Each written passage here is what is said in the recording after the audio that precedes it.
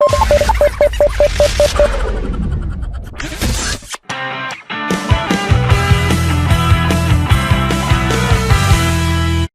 following broadcast is a production of Webb on the Web, the WOW Network, Spartan Athletics on the Internet. Hands it off to Kelly, and he definitely has the first down. Breaking free, and a touchdown as Todd Kelly runs into formation again. Fake the handoff. They are going to throw the ball, and they're looking for a receiver, and it is intercepted by number 10, Zach Dixon. Big play on it to start this second half. French 15-10, French to the 5, and Trent gallops to the 4, W.E.B.B., and that spells a TD for the Mending Green as French breaks loose for a 25-yard TD run. That is one of the best runs by a fullback at Webb I have ever seen. He was hit by at least 6 people from shotgun. Fires, and it's picked off by Robbie Strawn. Strawn gonna try to get some running room up to the sideline, finding some running room, and finally tripped up. Unbelievable right there. You always hear about those holes you can drive a truck through.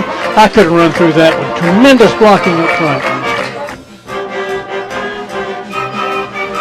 Sweep right side, Derek Boyce, 30, 35, 40.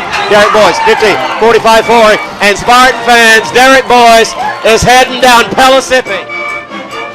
It's a reverse. Johnny Chun throws it. It's a moneymaker to Liam Willoughby, the tight end. Absolutely. Thank you, Caleb, and congratulations. Pitch to Coulter. Stuffed in the backfield by number 9, DeAndre Moore. With members of the Spartan announcing team to bring you the play-by-play and analysis of today's game. Pass complete to Golden Tate at the 40, and he is going to be immediately met, and he's caught in a web of Spartans. A.J. Kirby Jones.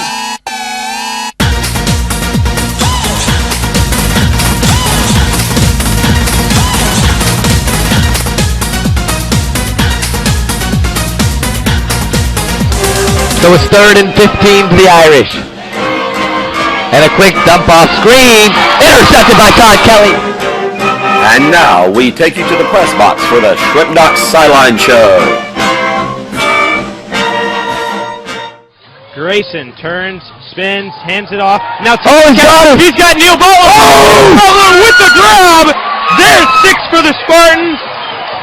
The handoff goes to Blanche. The handoff goes to Kelly, and TK Kelly finds Neil Butler. But until then, dream a Spartan victory.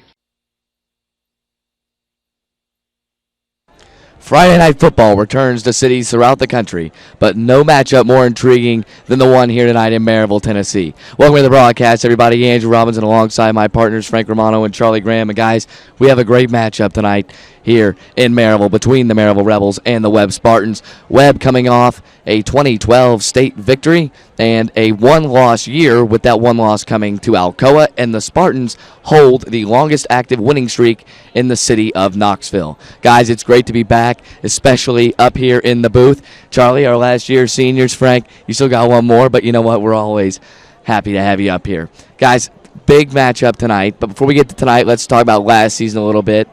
A couple losses, especially on the offensive line, Frank. A couple big guys off the graduated last year. What does Spartans have to do this year to get that kind of poise back they controlled on the line last year?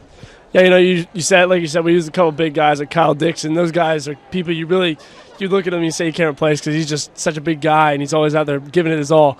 But you got guys, guys like Bennett Harrison and Andrew Campbell who are going to step it up this year. Although we had an injury in the jamboree with one of our top offensive linemen, Carter Thomas, I think these guys will be able to step it up and open up some gaps for Todd Kelly and Robbie Strawn and Matt Melton. So, all they got to do is really believe in themselves, and I think they got it all from set.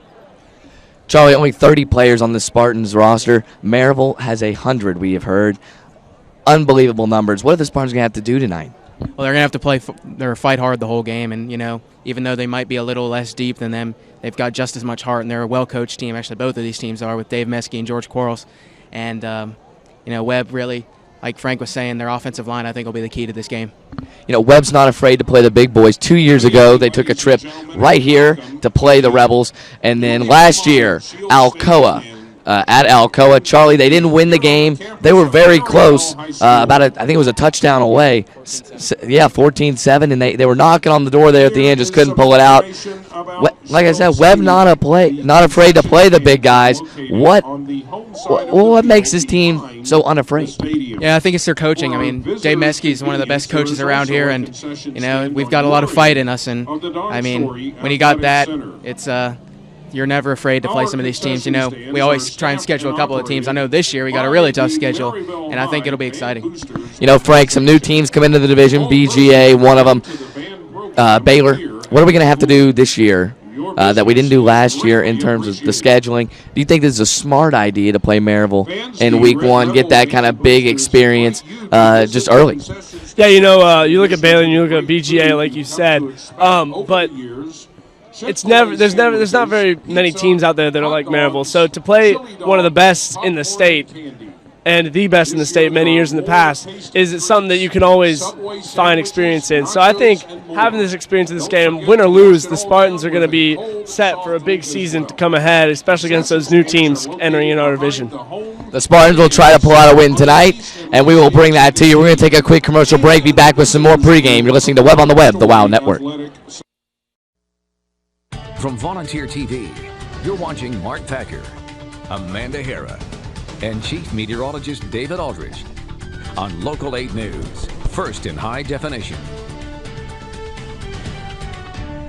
Well, it takes a lot of work to broadcast a football game. All you have to do is ask our sports department. Yeah, Mark Packer's a little stressed out when it comes to those games. But as Local 8 News reporter Whitney Kent found out, one local high school's broadcast club is wowing fans everywhere. It's time for Friday Night Football at Faust Field. The WOW is an organization that does sports broadcasting for our school, and we not only do football games, but we also do basketball games, wrestling, lacrosse. This is Webb School. Students cover every aspect of sports, just like the pros. We try to treat each team equally, and we try not to be fans for either one. With analysts. We'll talk about what actually happened on the play and how it affects the game. So we're going to have to adjust. We're going to have to make that key change. And color commentators. Will lightning strike twice? Yes, it will. Todd Kelly to the end zone. And online, all done by Webb School kids. We've kind of got it down to a rhythm where Andrew will be up there, and then there'll be two analysts next to him. So one guy will watch offense, the other will watch defense, and they'll see what's happening. It works well. We're all really helpful to each other. We all help each other out a lot, and for the most part, we don't have any problems ever. Everyone's usually really committed to it and has a lot of fun with it. And it's more than just fun. It's an experience for the future. I would love to be a broadcaster, and I think that would be amazing. I think any second that you are put on the spot and have to improv to some degree is a moment where you can learn and grow. When you're passionate about something, time isn't really on your mind when you're doing this. And when I'm up here, it's kind of like I'm in my own little hemisphere. And there's nothing better to me than getting up here on Friday nights. And bringing the games to fans online, no matter where they are. In Knoxville, I'm Whitney Kent, VLT Local 8 News. Yeah, no boom goes the dynamite adjectives for this crew here. As for the game they just covered, Webb won 49-21 over Harding Academy and advanced to the state semifinals. Well, a quick note. Welcome back, Spartan fans, to Maryville, Tennessee, the site of tonight's matchup between the Spartans and the Rebels. Guys, we talked a little bit about tonight's game. Let's fully jump into the waters here, and it is a deep water here at Maryville. Frank, I'll start with you. Like you mentioned, the loss of the big offensive lineman, Carter Thomas, it's going to be a rough one without him, especially with these big guys from Maryville. Todd Kelly in the backfield. What's Webb's key on offense? Well, like I said earlier, Carter Thomas is such a big guy, and he opens up so many holes. So in order for Webb to stay in this game, I think they got to find a way to open up those holes for the backs again. You got great speed in your backfield with Robbie Strawn at fullback, Matt Melton at wingback, and Todd Kelly at wingback. And then you got some power coming in with Brant Mitchell. So if you can find a way to open up holes for those guys, I don't think there's going to be any way that Maryville can completely stop the Webb offense, and that's how their offense is going to be able to stay in this game. Charlie, on the Webb defensive side, Brant Mitchell. He is fully eligible to play the whole year, and he will be out here tonight, and he is a big boy, and he's ready to play. What does he bring to the Webb defense? Well, first off, he brings scholarship offers from Tennessee and Vanderbilt, but he's bigger than the traditional linebacker. He's 6'3", I think 240, and he's just a large guy, and he's fast, he's powerful, and you see him in the weight room in the morning, and he's just putting up some incredible stats, and I mean, he's a good guy. He's a good player too. Absolutely. Frank, more on this Maryville team. Sean Prevo and John, their quarterback. Name slips my mind. We don't have a roster in front of us right now. But it's really Sean Prevo, number 22, the halfback. He is a player. He's fast. He tore Webb up 2 years ago. What's Webb going to do to stop him tonight? Yeah, like you said, Sean Prevo, he's a quick guy. He's getting recruited as well, I believe, and their quarterback is just a solid player who can come out there, hand the ball off, and then throw it deep every once in a while. So, that's going to be something that Webb's going to adjust to. We got great defensive backs with Brock Beeler and Ren Alexander and Matt Melton and Todd Kelly. But we also have a great defensive line and a great set of linebackers with Brant Mitchell, like Charlie was just talking about. So if those guys step it up tonight and they know what they're coming up against and they're ready to play these guys, I think they'll do a fine job of stopping the Maryville offense. Charlie, it was a very energetic week around the campus, and it was very energetic here tonight. I know I got here at 4:30 to set up a tailgate.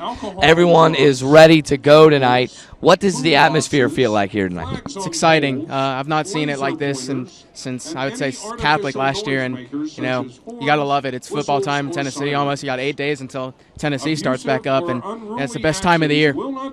Absolutely. We're going to take a quick break, and during the break, we're going to show a few highlights of last year's big win over Webb's rival, the Knoxville Catholic Fighting Irish. You're listening to Webb on the Web, the WOW Network. From Volunteer TV, you're watching Mark Thacker, Amanda Hara, and Chief Media.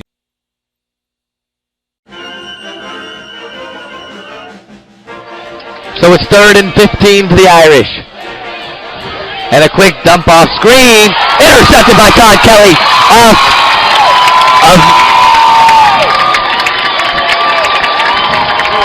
of Tanner Sharp, the quarterback, threw it. It hit a couple Irishmen and then fell right into Todd Kelly's hands. Charlie Webb going to get the ball in great field position on the opening drive. Backed up, so we'll see what happens. So Kelly finds some running room, shoots a couple tacklers, breaks for the pylon, and he will score. Touchdown, Spartans. Wow. Charlie, what a play for the Webb Spartans. Absolutely busted it open, made a few guys miss, and crossed into the end zone. I thought he was done. I'll be honest with you right there. I thought he was down, maybe a 4 or 5 yard game, but boy, I don't know why I give up on him so quickly. He's such an athletic guy, and boy, that was a heck of a run. It really was. I mean, that's just athleticism.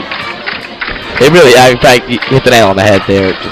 Unbelievable athleticism, lateral quickness, and just the speed to get into the end zone. High snap, Strawn's field goal is up and good. The extra point is through and true, and Webb has a 7-point advantage over the Irish. Wow, Frank, what a play from Todd. Welcome back, Spartan fans. 2nd and 19 for the Irish, thrown at the 44-yard line. It's 7-0 Webb, and we don't know how much time's left due to the clock problem, but we'll see. Tanner Sharp in the shotgun, fires, and it's picked off by Robbie Strawn. Strawn going to try to get some running room up to the sideline, finding some running room, and finally tripped up at the 34-yard line by number 66, Tyler O'Brien. Robbie Strawn, I guess that Tanner Sharp never saw him. Strawn just sitting there, picks it off and starts booking with those strong legs all the way to the 34-yard line. Charlie, just looking at that play, I think Sharp was trying to do too much, throwing on the run a little bit. His line, the pocket a little bit kind of collapsed on him. He just threw it on the run, and that's just a bad throw. And he could have gotten it up. He had a man. So Webb with the ball on their own 35-yard line. Hand out to Robbie Strawn. Strawn plays a couple tackles down to the left hash mark. Tries to get to that sideline. Can't get there, but gains huge yardage in the process. A first down for Webb. A gain of about 15 yards. And Charlie Webb almost to about 20 yards to go. Boy, it would be great. It would be great to know how much time we have. 1st and 10 for Webb. Kelly comes in motion. It's a fake. He's wide open. No throw by Grayson. Now he's going to run to the far side. There's nobody over there. Grayson Scrambles. Oh, what a hit by Jack Grayson. He is fired up. He is absolutely pumped. He's angry with himself. You can see it. He couldn't get it to Beeler. But wowzers, Charlie. He just took off to that left sideline, and he stayed over there for a while. So here come the Spartans from the 1-yard line. It's to Kelly. He's going to go. Lightning strikes twice in the first half. Kelly scores, and the Spartans take a 13-point advantage, possibly 14 pending the extra point. Charlie, absolutely huge momentum shifter in this game. Yeah, that really was. And just a great job. You know, play on that drive has to go to Jack Grayson. Even though he missed Brock Beeler, who would have had a touchdown, should have been completed, he still made a heck of a play, cutting it out. Line did a great job. Just everything was working for him. True that he can get upfield. I mean, most coaches say that he needs that run north to south, but with Aaron Wentz, it's a whole different dynamic. He starts going towards the sideline. You're like, "What, Aaron? What are you doing?" Automatically turns the corner and he's past the first. It's a reverse. Johnny Chun throws it. It's a moneymaker to Liam Willoughby, the tight end, at the 30-yard line. He loses the football. Catholic gets it. Oh, my, this is huge. Yeah. The Irish taken down at the 20-yard line. What a change of events. A great play, a great pass from Johnny Chun on the run to Liam Willoughby. Willoughby taken down and fumbles the football. Catholic gets the ball back, and they're going to have it 1st and 10 with a chance to move closer on that scoreboard. Wow, man, what a play. Wow, what a play. I mean, Johnny Chun, excuse me, he's the backup quarterback for the Webb Spartans, and I mean, that's a good throw. Backup quarterback for the Spartans, great pass to a wide open Liam Willoughby, but then once Liam Willoughby got to about the 25-yard line, he's hammered by 3 different Catholic defenders. And here comes Tanner Sharp, the pitch to Coulter, stuffed in the backfield by number 9, DeAndre Moore. The linebacker comes out of nowhere and makes the stop. Big for DeAndre Moore, that big explosive body getting in the backfield and coming up with the stop. Yeah, very big right there for the Spartans, especially now forcing the Irish to especially with that missed extra point from the Spartans earlier in this game, making it a 13-0 game. This field goal puts them 10 points down, which gives them the opportunity to kick a field goal again, doesn't force a touchdown. Nathan Peters' field goal is blocked. 3 Spartans come through, and it's a roughing the kicker penalty on the Spartans. That was a really late flag. I mean, I saw the play end, and then I saw kicker Nathan wait for the flag, and then the official tossed the flag, and I believe it's going to be a roughing the kicker. The ball was tipped, so the flag is waved off. We forgot about that rule. The ball was tipped. So, wow, this is huge. 3rd and 6 from the 35-yard line. Sharp in the shotgun. He's going to roll one way, fake it, go back the other, and the pass is intercepted by Brock Beeler off of the hands of Cole Lombardo, and Brock Beeler comes up with the interception. Wow, not what you want if you're an Irish listener. We apologize for that one listener along with Florida, but great if you're a Spartan fan. Brock Beeler catches the tip pass. Charlie, Webb going to have it at their own 36-yard line, and just like that, this ball game's been flipped upside down again. Sure has, and you know, Lombardo didn't look like he was expecting that one. I mean, you know, Tanner Sharp rolls out, getting flushed out of the pocket.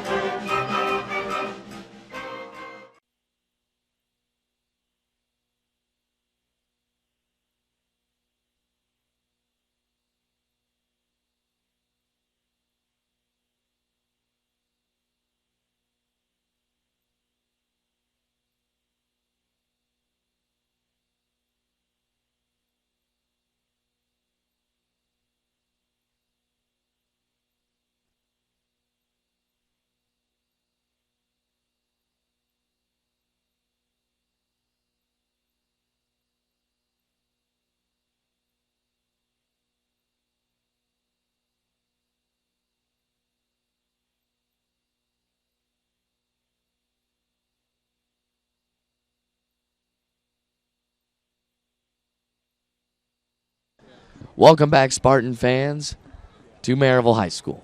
Andrew Robinson, Frank Romano, and Charlie Graham here to wrap up the pregame show. About under 10 minutes now till kickoff, and Guys, Maryville not only with a phenomenal football team, as we know, but a great marching band we just heard play the Star Spangled Banner. They're going to be fun to watch here in the pregame as well. But, guys, on to this football game. Very important game for both teams. Maryville, you get a sense around town that this isn't a walkover team, the Spartans. Prep Extra only predicted Maryville to be a 1-point favorite. Frank, is there a chance here? You know, being a Spartan fan, you got to take the Spartans and say there's a chance. But, you know, I mean, Maryville is such a tough competitor. You can't take the Spartans 100% in this one. So I think there's definitely a chance, and if everything falls into line for the Spartans tonight, it could be their game. But they got to play hard, and they got to bring it for sure. Charlie is somewhat of a Catholic feel. The students are chanting back and forth at each other, and the Maryville student section definitely louder. They head over heels bigger than this Spartans team. Maryville, you know, Charlie, a great team with a very long history in football, but it all goes back to their coach. Talk a little about him. George Quarles, I mean, he's pretty much a legend around here. I mean, I heard talk back when Tennessee was looking for a new head coach that people wanted him to be the head coach for Tennessee. And, you know, I think that speaks enough about him. Absolutely. And Frank, on our side, Dave Meskey, one of the greatest coaches in Webb history, the all-time winning leader. What does he bring to this atmosphere and kind of cooling the players down and getting them ready to go? Yeah, you know, Meskey's not a guy to get super excited about games. He's always just making sure his players are calm, making sure they're ready to go, and I like that for the Spartans. It helps them out, it keeps them calm, and gets the atmosphere out of them. Although it's an exciting atmosphere, the Spartans got to be ready to play. Meskey's got such a great history behind him, and because of that, the Spartans have always had such a great team. He's been here for so long, and I think he's ready for another state championship season. Hopefully that is what is in store, but a lot of football will be played until then. We're going to take one more quick break, be back with starting lineups, and then kickoff. You're listening to Webb on the Web, the WOW Network.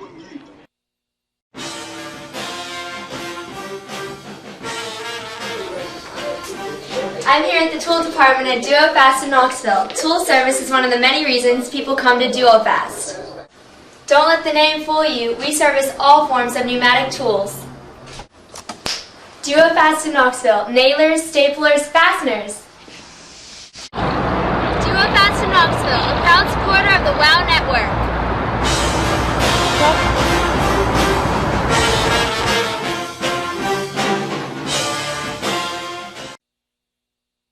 You're listening to Webb on the Web, the WOW Network, Spartan Athletics on the Internet.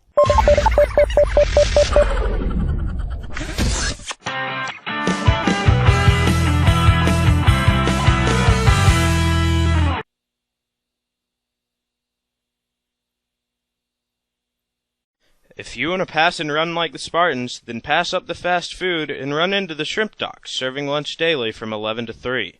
With stores in Bearden and Farragut, you get your choice of the fish, oyster, or the famous shrimp po' boys. Also, grab some scallops, crab legs, lobster, oysters, shrimp, and the only fresh fish in K-Town to take home for dinner. So stay warm in the winter with Captain Paul's chowders and bisques, stay healthy and lower cholesterol with fresh fish, and enjoy at the Shrimpdock.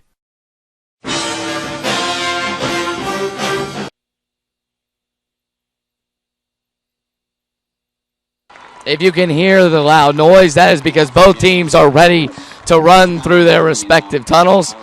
And it is about game time. The atmosphere's back. The hairs on my arms and legs starting to tingle a little bit. The feeling has arrived here in Maryville. And guys, it's going to be fun to call this one. Charlie, on the offensive side for the Spartans, new quarterback look in Johnny Chun, Todd Kelly, Brock Beeler, Robbie Strawn, and then your offensive line. Who's the most important piece on offense? Offensive line, by far and away. Maryville's defensive line, you can expect them to be good, and Webb's offensive line has to, like Frank said, open up holes for them, or they're not going to get anything accomplished. And don't count out Johnny Chun. He's been in this system since middle school, and he knows what he's doing. Frank, on defense, who's the key player? There's so much hype for him, and you got to tell you it's Brant Mitchell. I want to see him come out tonight and have a huge game against this beastly Maryville offensive team. So if he comes out and has a big game, that'll be great for the Spartans. Brant Mitchell's a key player on defense. And the teams have run out through the tunnels, and they are, or at least the Spartans have, they are getting ready to play some football here at Maryville. The seniors are excited. Underclassmen are just as excited for this one. We are hitting the 4-minute mark until kickoff. The team going to get in a huddle, and Maryville just now getting through. They walk all the way across this student section to get onto the field, and they are just about through and ready to run, which will be led by their student band. A very exciting atmosphere. We've talked about it a couple times already tonight. And when we come back, we'll have starting lineups and kickoff. You're listening to Webb on the Web, the WOW Network.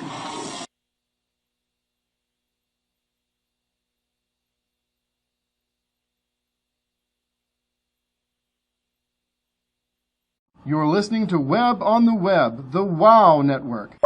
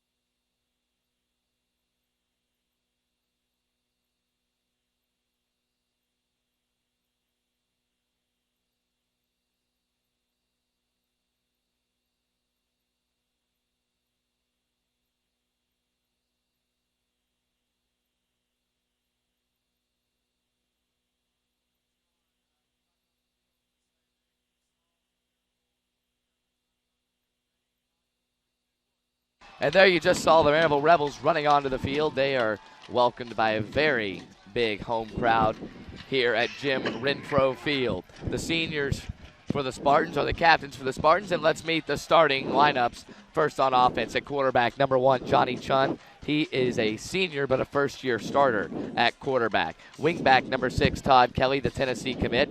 Wingback number 26, Matthew Melton. Fullback 17, Robbie Strawn. Wide receiver number 4, Brock Beeler. Tight end number 45, Liam Willoughby. Offensive line number 60, Gage Thompson. At guard number 54, Andrew Campbell. At the other guard number 58, Bennett Harrison. And your 2 tackles, number 78, James Moon, and number 75, Cole Sams. On the defensive side for the men in green, a couple defensive tackles, number 60, Gage Thompson, 75, Cole Sams. At your defensive ends, number 45, Liam Willoughby, and number 54, Andrew Campbell. A host of linebackers, starting with number 58, Bennett Harrison, followed by 43, Brant Mitchell, a guy who is very hyped, Charlie, and one guy that we are going to be keeping an eye on throughout this whole game. At the other linebacker, number 17, Robbie Strawn, and rounding out the 4-man crew, number 10, Tiandre Moore. And then another 4-man set of defensive backs with number 6, Todd Kelly, 4, Brock Beeler, number 26, Matthew Melton, and number 7, Ren Alexander. The Spartans will be kicking off to the Rebels. The defense will be taking the field first for the men in green, and number 17, Robbie Strawn, is your kicker. The Spartans are ready. It does not look like the Rebels are on the field quite yet, but they are on their way. Here they come. The referees are ready. We are under a minute, and this one is going to be very exciting. We want to thank our sponsors very quickly. Duo Fast in Knoxville for all your nailing, stapling, and fastening needs. Go to Duo Fast in Knoxville. And the Shrimpdock with 2 locations in Bearden and Farragut with a wide variety of seafood, fresh daily. All the yummy for the tummy at the Shrimpdock of Knoxville. 15 seconds till kickoff. Strawn has got it on the tee, and we are about set here from Jim Renfro Field. The Maryville band making their way up to their spots. Concessions have been bought, seats have been taken, and backs have been rested. It is time for kickoff here from Maryville. Robbie Strawn throws up the hand. Wherever you listen throughout Spartan Nation, it is football time for the Big Green. Kickoff to Prevo at the 5-yard line. A couple big hits. Prevo still not wrapped up and gets out to the 26-yard line before he's met by a host of Spartans. Number 10, Tiandre Moore. Number 27, Alexander Berube. You know, Edge, that's the speed we were talking about from Prevo. There wasn't really a gap there, and he still got it all the way out to the 26-yard line for the Maryville Rebels. So, you know, the Spartans got to contain him right here on offense. 1st and 10 for the Rebels from the 26-yard line. The Spartans' first possession on defense of the 2013 season. It's going to be a handoff to Prevost. Prevost takes around the outside, and he's wrapped up, still gets out of it. And that is tough right there. Number 43 made the initial hit. That's Brant Mitchell. Couldn't wrap him up, and then a host of Spartans take him down at about the 29-yard line. Yeah, I mean, even though that carry didn't look like it was going to really go anywhere, Prevost did a good job of just making something out of nothing, and really good job by Brant Mitchell slowing him down and then Strawn taking him down. Quarterback John Garrett commanding his troops. He'll drop back to pass on second down. Webb brings a blitz, and it's going to be a quick dump-off screen pass with a lot of room down the sideline. Todd Kelly puts a huge hit on number 28, Jalen Burgess, but that is not before he gets to the 46-yard line and a 1st and 10 for the Maryville Rebels. Yeah, the Rebels line let him out quick, and he just got a few blockers ahead of him and was right up the field. Lucky Kelly got over and made a hit, put a hit on him. Yeah, really nicely well-run screen. Webb blitzed and it didn't bite. So Garrett in the pocket. He drops back to throw on 1st down for the 46. He's going deep. Matthew Melton is there, and Melton gets tackled from behind. Looked like it should have been a little bit of offensive pass interference. The ball hadn't quite gotten there yet, and Melton had a shot at it. And I think it was number 7 for Maryville. Absolutely, trying to that's pull him Cody down. Carroll. So good coverage by Melton there. Great Absolutely. coverage. Melton is a quick guy, very small, but man, he can move. 2nd down and 10 now for the 47 for the Rebels. Garrett is going to hand it off to Prevost. Good tackling up ahead, and Prevost taken down at about the 45-yard line, opposite field. And not a 1st down yet. He's got about 2 yards to go. And Bennett Harrison on the tackle at the 45-yard line. So just the size of this Maryville offensive line so far has been very dominant on the Spartans, Frank. Yeah, the Spartans need to find a way to get through that line if they're going to stop this run with Prevost and number 28, Burgess. They got to find a way to contain those guys.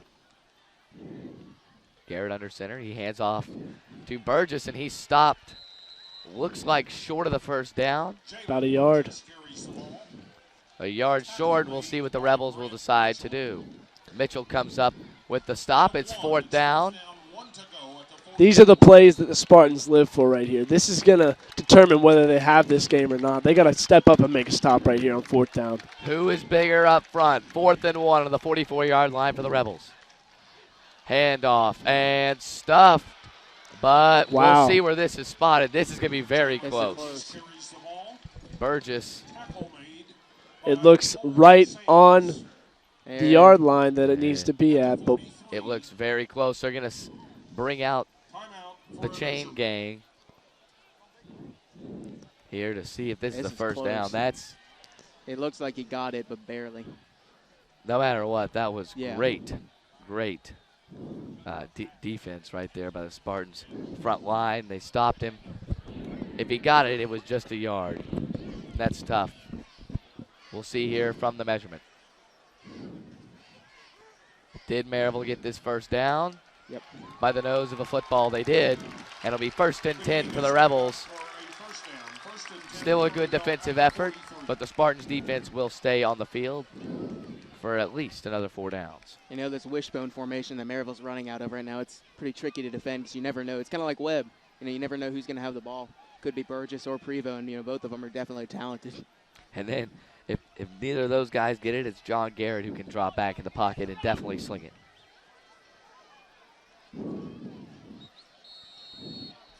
This time it's going to be Garrett in the shotgun. He'll get the snap and fire out to a wide open Prevost, and Prevost gets a 1st down after Robbie Strawn makes the tackle, but Prevost going to get that 1st down, and that's just a lot of hustle, speed, and grit there from Sean Prevost. Yeah, the big fella, Gage Thompson, almost got back to the quarterback right there on that play. Sadly, he was a little bit late, and he was able to get off the pass, and Prevost, just a quick guy. Strawn was able to bring him down, though. John Garrett rolls out right. He's got a man in the end zone. And a touchdown for the running Rebels. Cody Carroll makes the catch, and it was right on over Ren Alexander. Alexander beat by Carroll and gives up a quick 6 to the Rebels. That drive was just all Maryville. Barring one good defensive play, Maryville's really owned the drive, Charlie. Yeah, they did. And, even though Ren Alexander had some pretty decent coverage in that, Garrett just put it in perfectly. You can't really stop a perfect throw. The extra point. The snap is good. The hold is good. And the kick is true. The kick good by number 1, Caden Writing. Or 91, excuse me. No, that's or tough. 90. Luke Orr, I'm sorry. Tough for the Webb defense. Campbell, once again, Andrew Campbell almost gets to the quarterback, puts a huge hit on the quarterback, but unable to stop him before he's able to throw it downfield for a touchdown. And like Charlie said, we had good coverage as well. It was just a well-thrown ball, and there's nothing that Webb could have done about that. A quick 6 for the Rebels. Leaves the Spartans down early with 9:27 to go in the opening quarter. We're going to take a quick commercial break from Jim Renfro Field. Maryville leads Webb early, 7-0.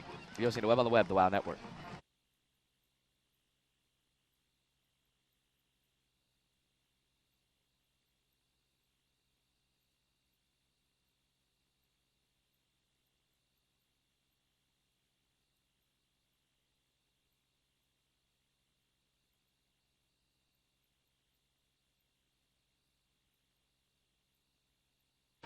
Welcome back, Spartan fans, to Jim Renfro Field, home of the Maryville Rebels, where the Rebels own a 7-0 lead over the Spartans very early. One drive, one touchdown, and a huge 4th and 1 that they converted. Very close, but they got it. Back to return for the Spartans, Matthew Melton and Todd Kelly. This will be a kick from number 91, Caden Writing. From the 40, Riding. It's going to be a low spiral into the end zone, and Webb will start their opening drive from the 20-yard line. Quarterback Johnny Chund, his first offensive possession as a full-time starter for the men in green. We'll see just how he can handle the pressure in an environment like this. Frank, there is no bigger one. Yeah.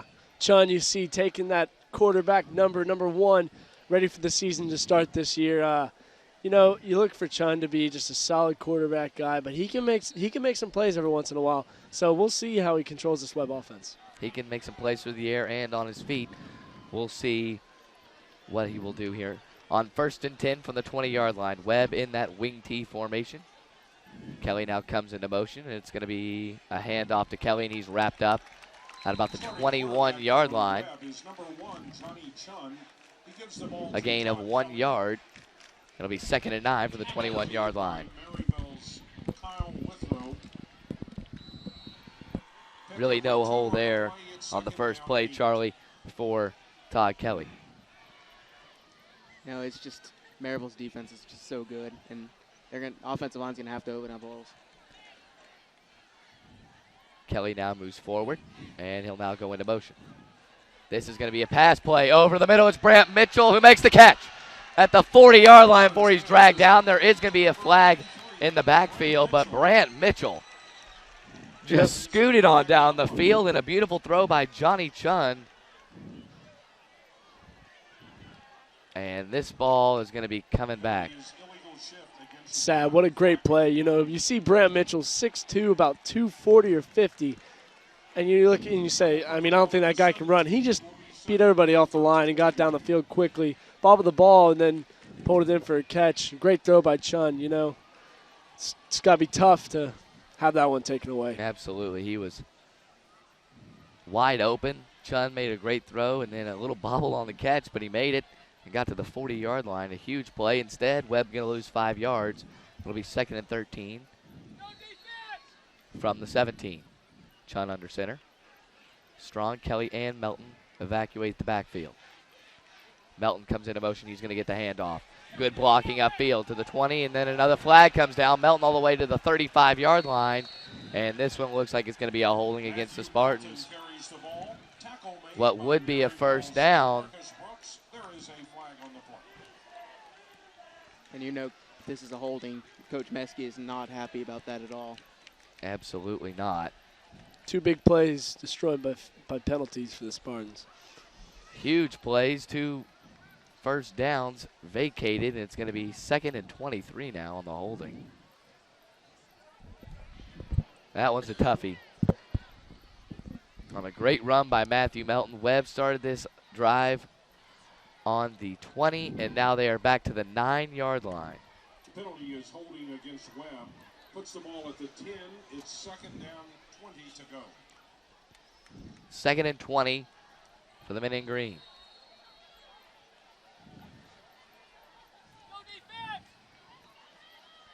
Kelly into motion, and it's going to be a run up the middle by fullback Robbie Strawn, who gets it back to the 20-yard line. And now they have broken even. It's going to be 3rd and 10 from the 20. Strawn's a tough guy. Again, not too big of a hole, but Strawn was able to make something of it because he just powered his way right up the middle. So we'll see how much grit this Spartans offense has right out of the gate on 3rd and 10. Webb has it at the 20-yard line. Watch Brant Mitchell here on the pass.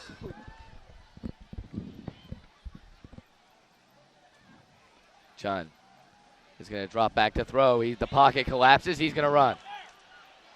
Robbie Strawn could not make the block, and Chun wrapped up 2 yards beyond the line of scrimmage. It's going to be 4th down, and Webb going to have to punt it away early. Not the start you wanted if you're the Spartans, Frank. No, definitely not. You know, Chun did not have very much time being a rollout on that play to look down the field, and so he decided to try and run with it. And almost got a block from Strawn there, but it was tough not being able to get the first down for the Spartans. Better than an interception or something like that, though. Definitely. Absolutely. Very smart football play. Brant Mitchell back to punt it. And his punt is a very long punt. It's going to be fielded at the 32-yard line, and a fair catch was called for right there. Mitchell put a real leg on that one. He was kicking from his own 10-yard line. Fielded by Brian Tillery at the 31. Tillery fielded at the 31 and didn't have anywhere to go.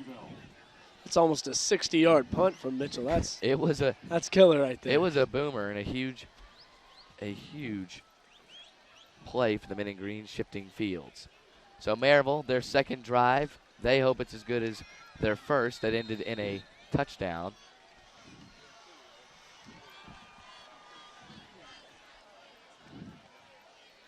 And these Rebels are very well coached, as Charlie said. So are the Spartans, though. And when you're well coached, you try not to commit those penalties. And 2 huge penalties affected that last drive for the men in green. And just something that they're going to have to cut out if they want to win this game. Right, Charlie? Yep, exactly right. And, you know, if that keeps happening, they're going to have those 2nd and 20, this 3rd and long. And those are a lot tougher to convert than 3rd and short. And, you know, really Webb's going to have to get a defensive stop here or else there's danger of this game getting out of hand quickly. 6:48 to go in the opening quarter. Maryville leads at 7-0. Both teams have had an offensive possession.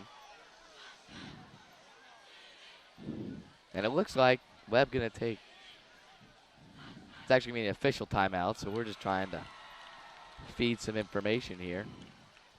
Both teams are going to take a water break, so you know what, we're going to take a quick timeout as well. With 6:48 to go in the opening quarter, Webb trails 7-0. You're listening to Webb on the Web, the WOW Network.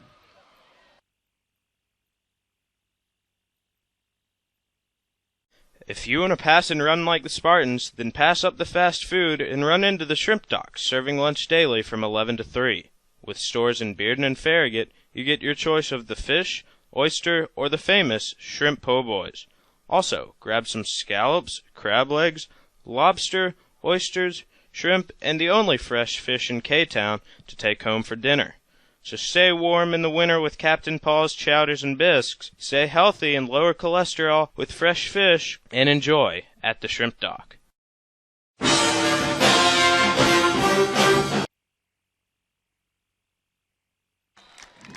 And on 1st and 10, Jalen Burgess carries it for the Rebels, and he's tackled at the 37-yard line. Willoughby with the tackle for the men in green. It's going to be 2nd down and 5 to go.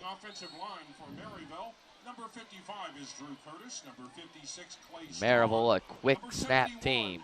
It's going to be number 12, as usual, John Garrett at the quarterback position. He's going to roll right, throw quickly and over the head, and not able to be caught by number 1. That's Tyler Vaught. Kelly was right there to deliver a hit. Yeah, Pass incomplete. Yeah, even if he would have caught that pass, there wouldn't have been much place to go. Kelly was all over that. It's going to be 3rd down and 5 for the Rebels. Garrett in the shotgun. He'll drop back, throw a pass, and caught by Prevo and wrapped up immediately there at the 39-yard line. And that's going to cause a 4th down, and the Rebels are going to have to punt it. A great defensive stand, Charlie.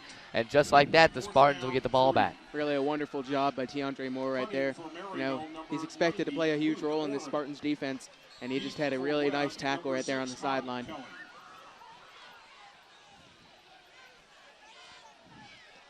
Maryville in their punt formation, back deep for the Spartans. At his own 30 is Todd Kelly.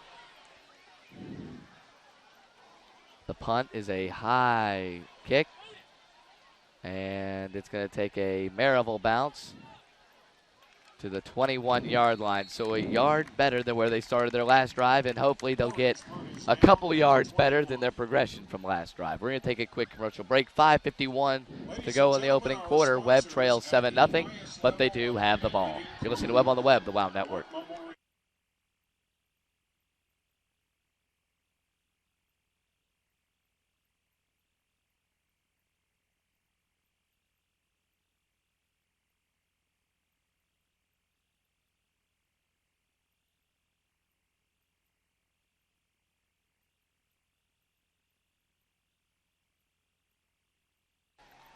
Chun will bring his men to the line for the 2nd time tonight.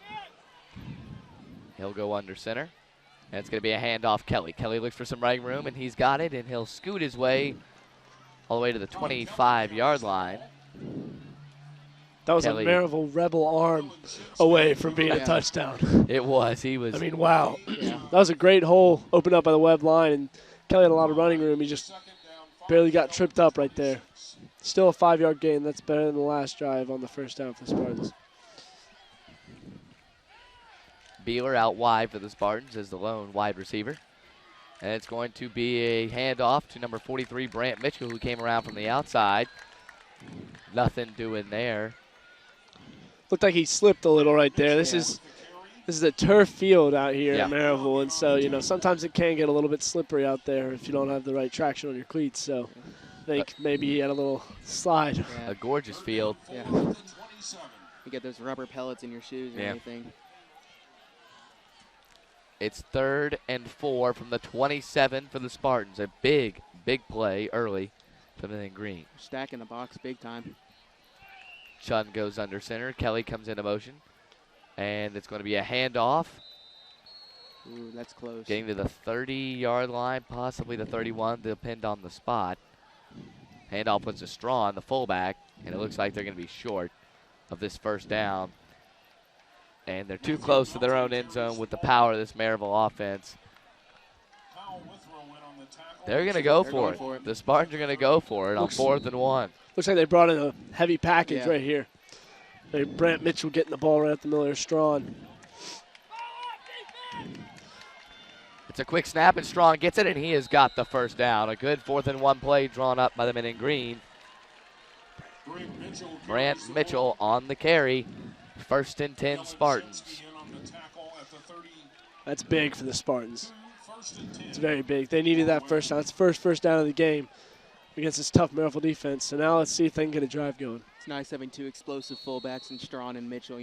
Either one is definitely competent and capable of getting a short yardage carry, and right there Mitchell converted big time. Webb might be short of players, but they're not short of playmakers. That is for sure. Chun under center. He'll hand off Kelly. Kelly just fights his way to the 35-yard line. He's just so powerful. It's hard to bring him down. Yeah, he knocked over a guy right there. The guy got all the way off his body and then barely held on to Todd Kelly's shoelaces right there. So, that's tough, but still a 3-yard gain. It's a good little run. 2nd and about 7.5 from the 35-yard line for the Spartans. Strawn the lone man in the backfield. Mitchell comes into motion. It's going to be a handoff to Strawn, and he is gobbled up. But, ooh, it's a fumble. The Spartans will recover. It's going to be third down. A loss of about a half a yard, guys. And once again, the Spartans are going to find themselves in a very sticky situation on 3rd and 8. Looks like they got more of a speedy package in now. Brant Mitchell was just subbed out.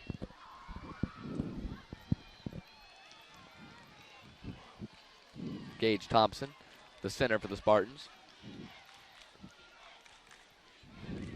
Chun drops back to throw, and it's Kelly over the middle. Pass tipped but caught by Kelly.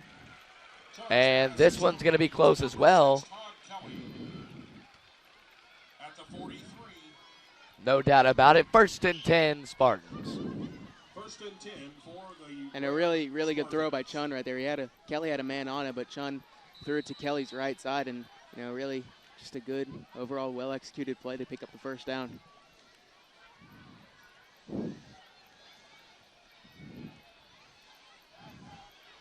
Kelly to Melton move forward. Melton now comes into motion. It's going to be a handoff to Melton, and he slipped up in the backfield.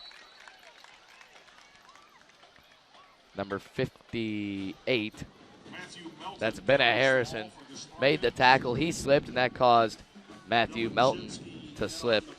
Number 24 Coates for Maryville right there. Didn't get drawn in by the fake, and that's what was killer on that play. Melton didn't have anywhere to get on the outside, forced to go up around where the defensive end was, and they made the stop. With 1:30 to go in the opening quarter, Webb going to take their first timeout. We're going to take one with them. 1:30 to go, Webb on the drive, 2nd and 10. Webb trails Maryville 7-0. You're listening to Webb on the Web, the WOW Network.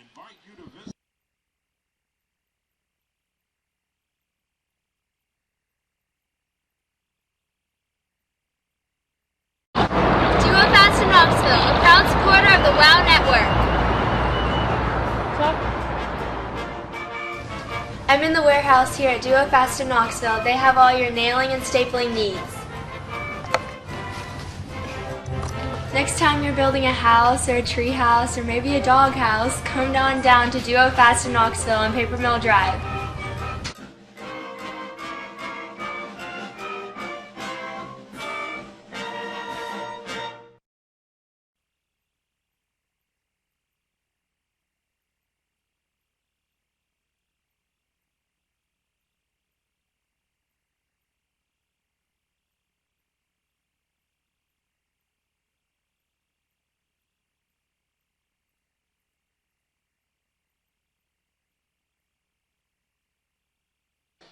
Welcome back, Spartan fans.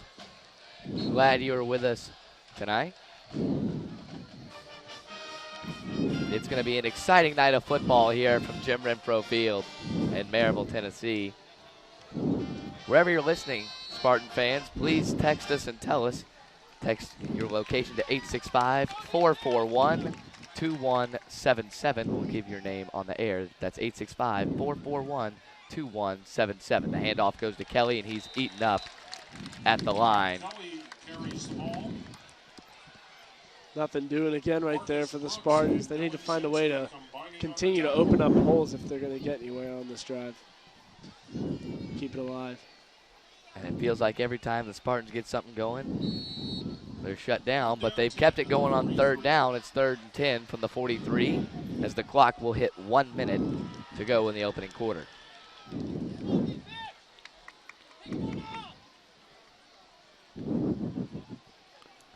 Third and 10. Kelly and Melton move up. Kelly comes into motion. It's going to be a pass. Chun, nothing to do. He's going to run. Breaks a tackle. Here goes Chun down the sideline, and Johnny Chun pushed out of bounds. He is elusive, guys. He's like I don't even know what to compare him to. He's just elusive. Yeah, it looked like he was getting tackled there at the 40-yard line, and then he broke about 2 tackles and almost had a little seam up the sideline to get the first down. He was just a few yards short. Then Webb's going to have to punt. For the 3rd time tonight, Brant Mitchell onto the field. 2nd time tonight, excuse me.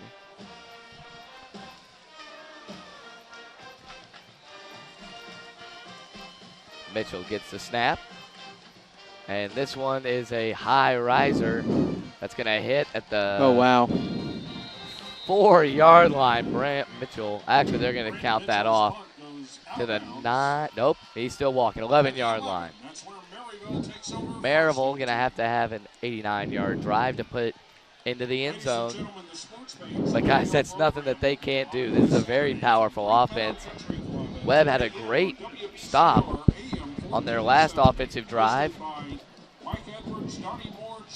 But unfortunately, they're going to get the ball back, still with the lead, 7-0.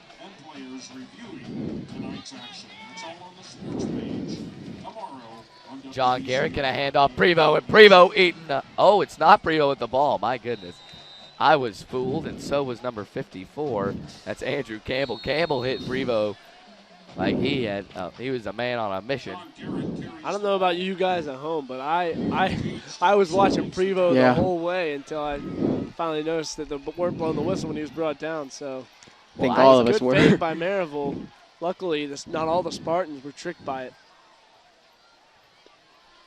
2nd down, 5 at the 16. 2nd and 5 now. Ball on the 16-yard line, and that is most likely going to take us to the end of the first quarter. It will. Time will tick, and that will do it for quarter number 1. From Jim Renfro Field, home of the Maryville Rebels, the Rebels have a 7-0 lead early. We're going to take a commercial break, be back with complete game coverage. You're listening to Webb on the Web, the WOW Network.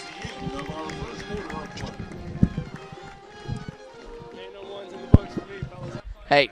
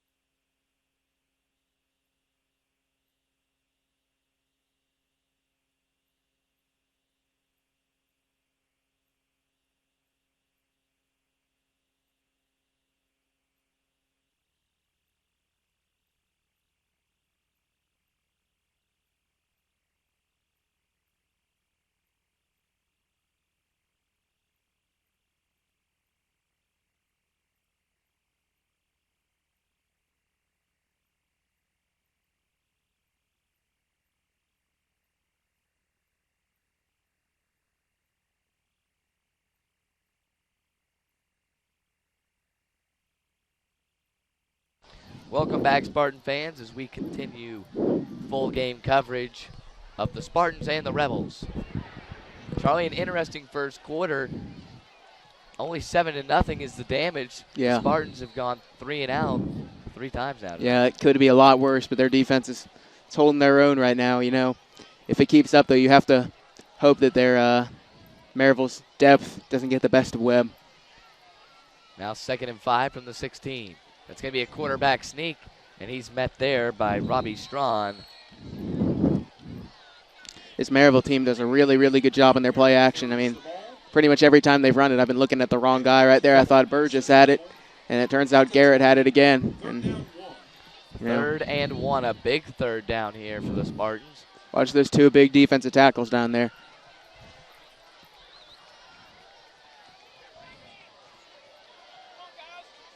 Beeler now comes in, tries to make the stop, and Maryville's going to get this first down quite handily. Prevo right up the middle. That's tough to stop, Charlie. Yeah. Those, short yard situations. Yeah, Maryville's offensive line is, you know, even though Webb's got a pretty large defensive line, Maryville's offensive line is pretty big themselves, and Sean Prevo's been doing an excellent job so far this game. And, you know, he's not just a speed back. He can get those short yardage situations as well. 1st and 10 now for the Rebels on the 27-yard line. The snap goes and a delayed handoff and met there by a host of Spartans is number 28. That is Jalen Burgess. A good defensive stop there, Charlie. Webb never was not fooled on that one. No, they weren't, and good job by Cole Sams not biting and going for Garrett or Prevo back there. He knew what he had to do, and he got it done. 2nd and 9.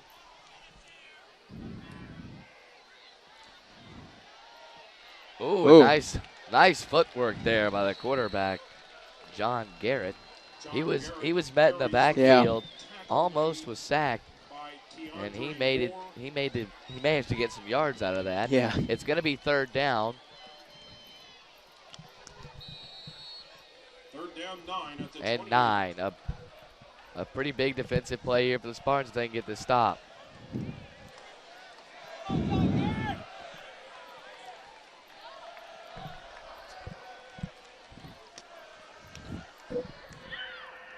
Here comes the snap. Over the middle pass, caught. And a beautiful catch there. It was Garrett to Brock. Brock Beeler makes the tackle on Cody Brock. Very, very impressive there, Charlie. Really good throw and a well-run route, too. I mean, he got in between the cornerback and the safety, and neither of them that were there to help, and just a really well-executed play. So another 1st and 10 for the Rebels. They're moving it down the field quite efficiently here. It's going to be a handoff Prevo, and Prevo met 1 yard short of the line of scrimmage, and Brant Mitchell grabbed him and slung him backwards. Not many people were happy about that one, especially over here in this Maryville fan section. Sure, the Webb section was happy.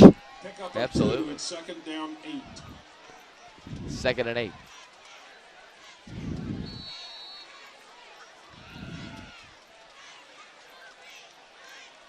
Garrett with Prevo to his right. Vaught comes in motion. It's a bad snap. Garrett makes the best of it, tries to scramble, and managed to get a few yards. That snap was almost over Garrett, and that would have been a loose ball. Mitchell makes the tackle, and again, the Rebels faced with a 3rd down. 3rd and about 5 yards to go for Maryville. And watch that exact same route coming from Cody Brock right there. You could see it right again. 3 men lined up wide for Maryville. And a bad snap. It's past him. Just don't blow your coverage. And that, almost a completion. A pretty good save there by Garrett. Cody Carroll couldn't hang on, and the Spartans managed to stop the Rebels, and they're going to have to punt it away. Pretty good stuff there, Charlie. Yeah, there was, and, Webb got a couple of lucky breaks, especially with that last play, 2 bad snaps in a row. That could have really, really changed the outcome of this game, or this drive, I mean. And then big thing with when you have a botched snap, you cannot let your coverage up, and it almost happened to Webb right there. They did. They all were running for the quarterback, and they left Cody Carroll wide open at about the 40-yard line. Luckily couldn't make the catch. Todd Kelly awaits at the 20-yard line. This punt is going to come from the leg of number 90, Luke Oren. Here comes the punt from Oren. It is a high, booming punt, and Kelly's going to field it at the 10. He's going to run it back. Here comes Kelly with some running room, and he manages to get the 23-yard line. And a flag comes in from the back. That is never good. Ethan Dudley and Bryce Miller combined on the tackle. What a punt, though. It was a booming punt. Nice Kelly spiral. Caught it moving backwards. Be interesting to see what this penalty is in. Penalty is a block in the back against Webb. A block in the back. That's the second one tonight, Charlie. These penalties are real drive killers. He had really good field position considering how good of a punt that was, and now it's virtually erased.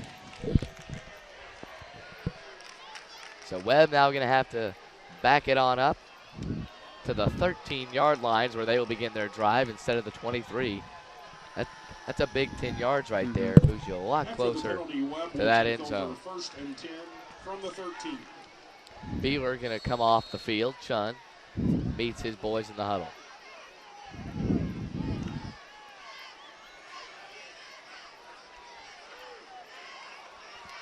Johnny Chun.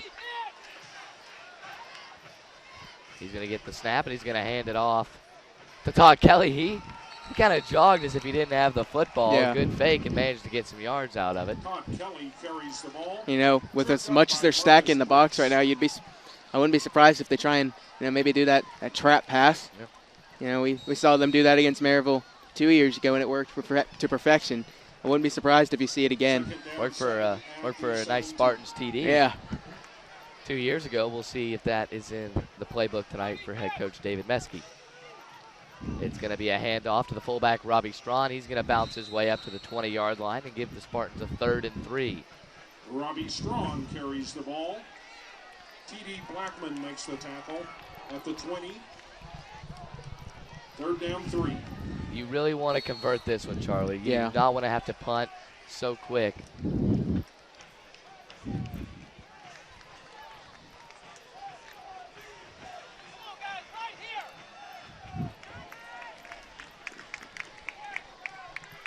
Here comes Chun. Goes under center. Melton comes into motion. It's going to go to Melton. He's looking for some running room. He does not have it. He's tackled Melton carries the ball at the 21-yard line.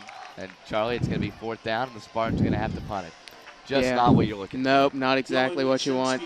And you hope Brandon Mitchell can keep doing what he's been doing with these punts, because he's impressed me so far. From the 21-yard line, the Spartans going to have to punt it away. For Maryville, number 7 is Cody Carroll, and number 21, Brian Tillery.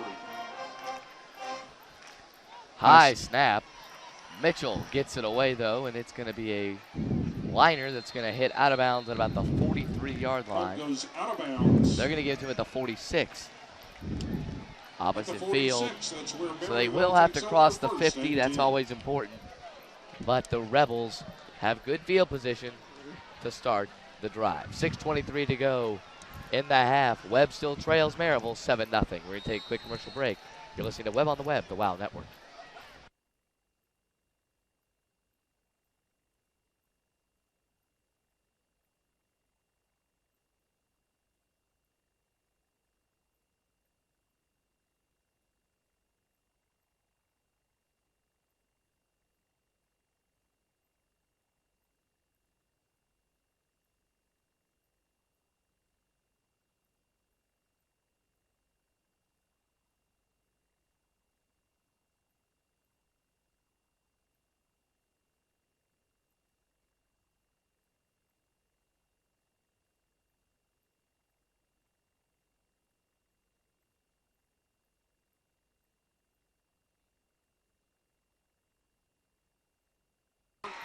Welcome back, Spartan fans. Webb still trails 7-0.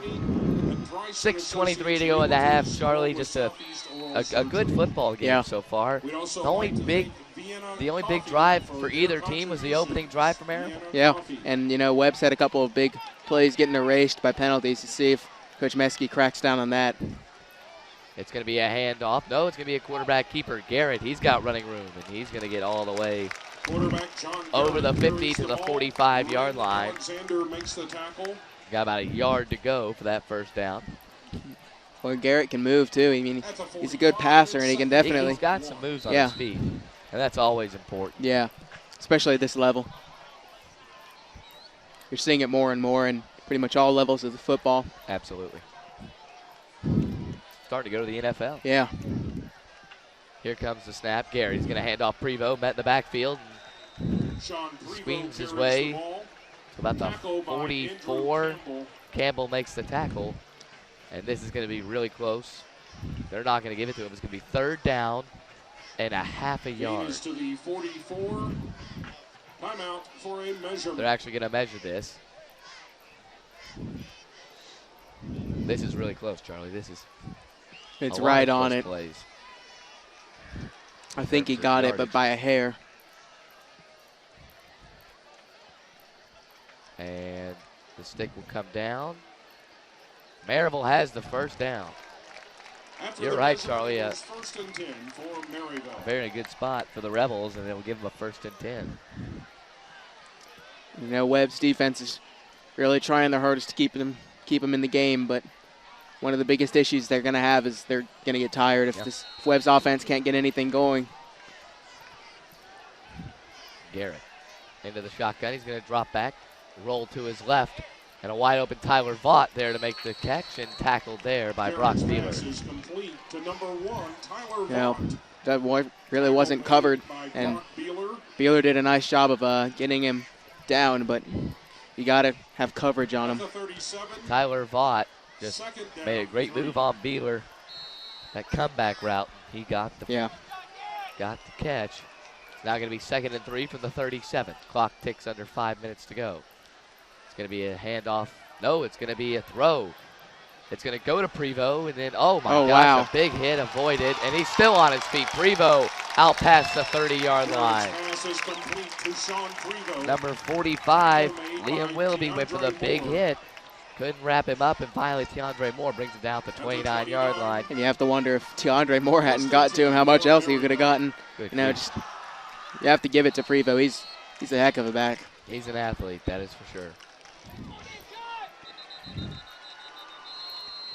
And a timeout going to be taken by the Spartans. We're going to take one as well. 4:38 to go in the opening half. Maryville still leads, and they're on the drive. 7-0. You listen to Webb on the Web, the WOW Network.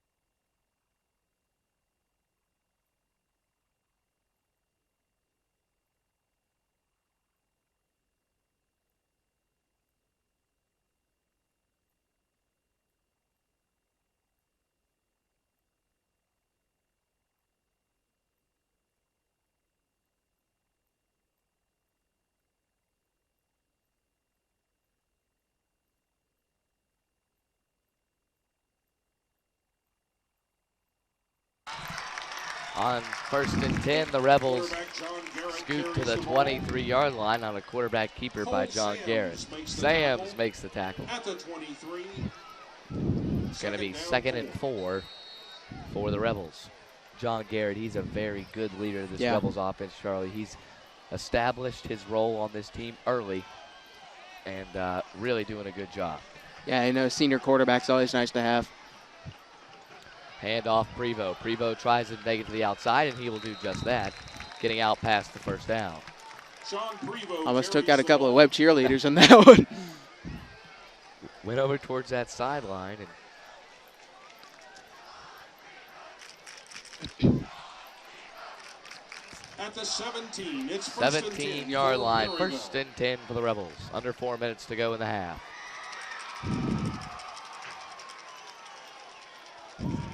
Going to roll to his left. That's Garrett. Garrett's going to decide to tuck it and run. Met from behind by number 45. That's Liam Willoughby, and finally wrapped up by a host of Spartans. You know, the issue with having a quarterback like Garrett for a defense is that even if he is running, he can still throw it. And right there, they had to make sure they didn't compromise their coverage, right? And, you know, even though he was able to get 8 yards, it's better than a touchdown. 2nd and 2 now for Maryville.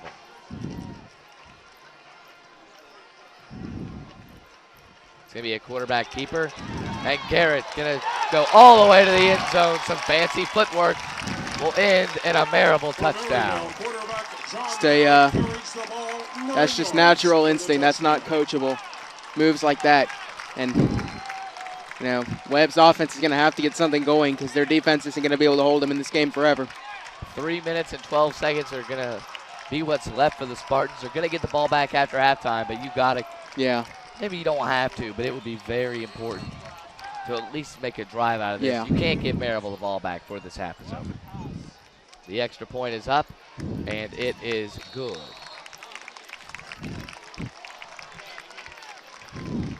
Looking at that, their kicker's got a leg on him. If it were to come down to that, he cleared the athletic center behind them. And 14-0. The Rebels lead the Spartans. 3:12 left in the half. We'll see what Dave Meskey and the Spartans can muster up with 3 minutes left in the half. We're going to take a very quick commercial break. You're listening to Webb on the Web, the WOW Network.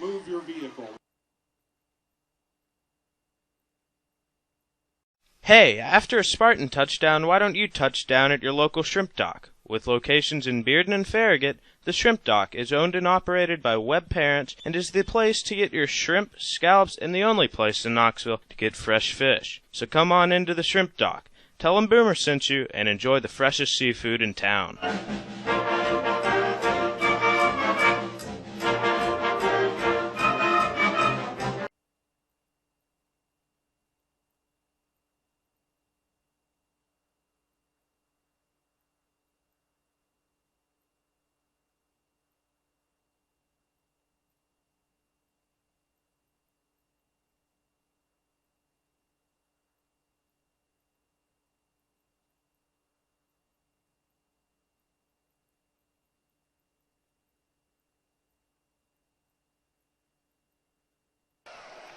Welcome back, Spartan fans. Webb to get the ball from the leg of Caden Riding. Kicking off is Caden Riding. Riding from the 40.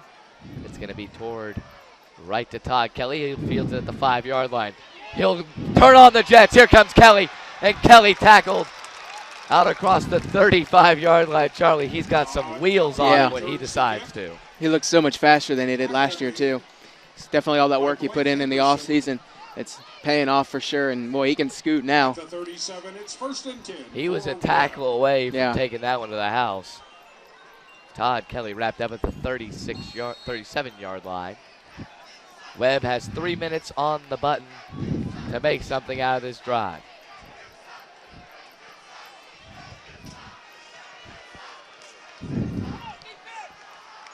Chun, hands off.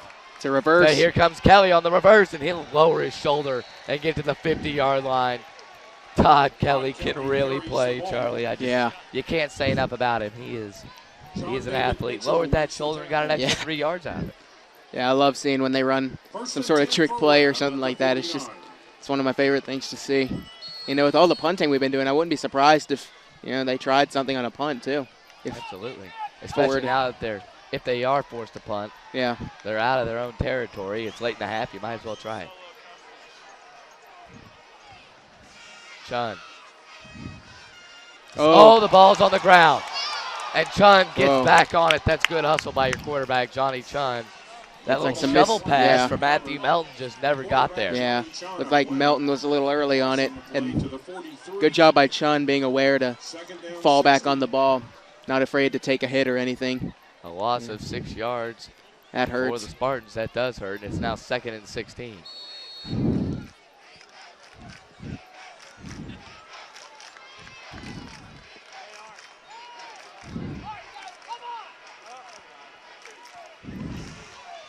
Chun gets the snap. He's going to throw it.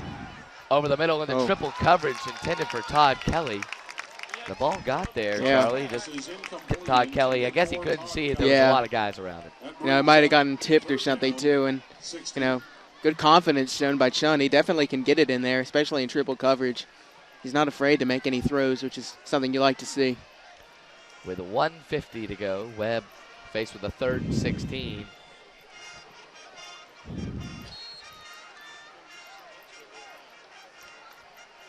A big 3rd down here. Gage Thompson, first man at the line.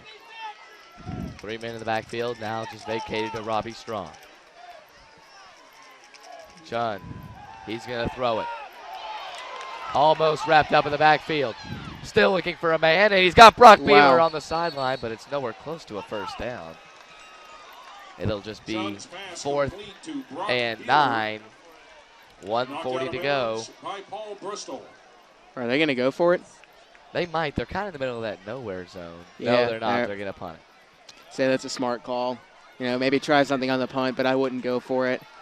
It'd leave way too much time on the clock, and you've seen Maryville can drive quickly, especially with that passing attack. So Brant Mitchell. You know, they got TK back there, and, you know. Maybe a little direct snap. Yeah. I wouldn't put it past him. We'll see. It's going to be a high one to Brant Mitchell, and no, they're just going to play it safe and punt it away. And that ball is going to take a Maryville bounce into the end zone. Close. Almost got it at the 1. So with 1:32 to go, Maryville going to have it at the 20-yard line. An 80-yard drive in 1:30, very tough but doable, especially for Maryville with that passing attack. And, you know, something Webb definitely needs to work on offense is making their drives last as long as possible to give their defense a breather. You know, especially since some of these guys, I mean, they play both sides of the ball, especially the line. And, you know, it's definitely a tiring game when you do something like that. Absolutely. But,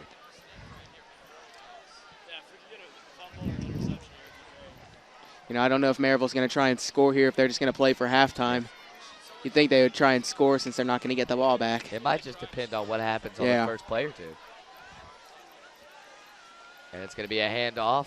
Oh. Stiff arm, DeAndre Moore, and Brock Beeler makes the tackle at the 22 or 23-yard line. Jalen Burgess carries the ball. Burgess put a stiff arm on DeAndre Moore. You know, that's some of the dangers of trying to go high on these kids. Some of them have really good upper body strength and can just throw you to the ground. And, you know, with a big guy like Burgess, you might just want to keep going low on him. 2nd and 8, Maryville not trying to push it as they hit 1 minute to go in the half. Garrett, quarterback keeper. And Beeler hit him out of bounds. That's going to stop the clock with 50.8. John Garrett carries the ball. It's 3rd down. By Brock Beeler. A stop, timeout. Webb has 1 left. You know, you see a guy, one of the kids lost his helmet on that play. He has to take this play off. You know, 3rd and 4. That's offensive lineman right there. 3rd and 4 with 50 seconds remaining in the half.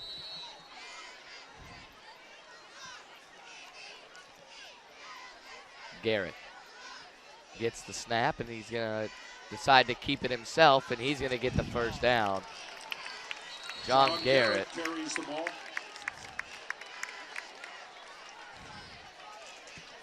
Little skirmish after the play there. At the 34.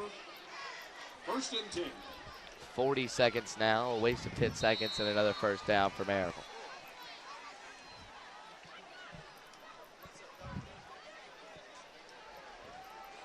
Garrett, plenty of time, and he's just going to run it. Oh. Strong can't wrap him up, and here goes Garrett. He's going to run out of bounds. 26 seconds to go. Yeah. Maryville pushing. And with the leg of their kicker, maybe, maybe they might decide to kick a field goal. At this point with the way Garrett's running, you might want to just put a spy, put a defensive tackle or somebody in a spy, because if he can make plays like that and get out of bounds, he'll have no problem getting into field goal range.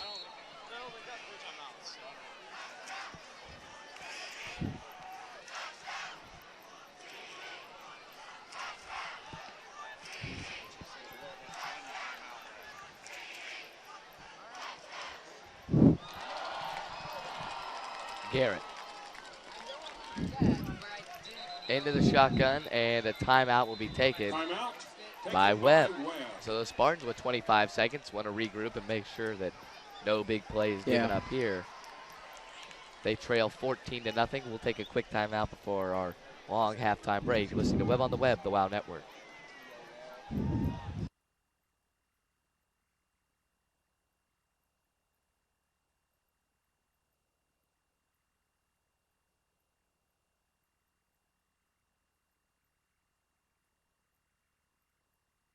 Support for Webb and the WOW Network comes from University General Surgeons, Drs. Anderson, Daly, Nicholas, Taylor, Smith, Curick, and Tucker, specializing in routine and complex surgical cases at the UT Medical Center.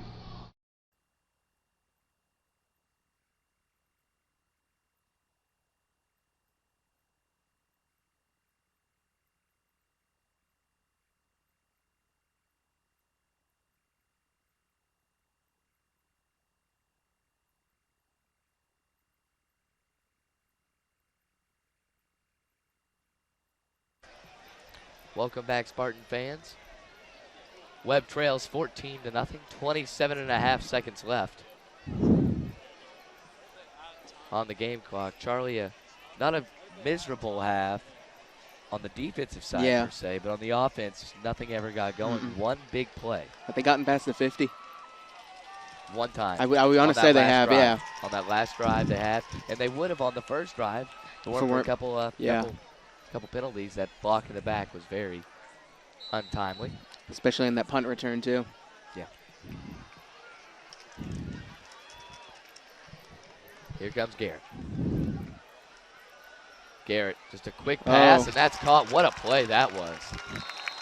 Really nicely drawn up play. Kind of reminds me of the jump pass that Tim Tebow had run at Florida, or his tight end who'd go into the end zone. Shinsky makes the catch, and Maryville going to take a quick timeout.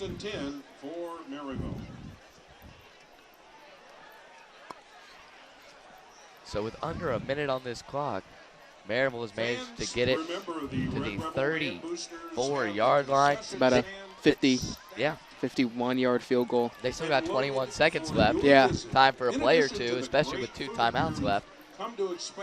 But this is what we were talking about. You can't give Maryville the ball back. They're just too good. Yeah. And, you know, their passing attack has really been surprisingly good. I didn't know it was going to be this good. I figured it'd be the Prevo show. But, you know, Maryville's offense is they're a George Quarles coach team, and you can always expect them to be good. I think you can make the argument, Charlie, that George Quarles might be the best coach in this area. He's just. I think that's a pretty good argument right there. Got him and Gary Rankin and, of course, David Meskey over there from Webb. Those are 3 of the best coaches by far in this area.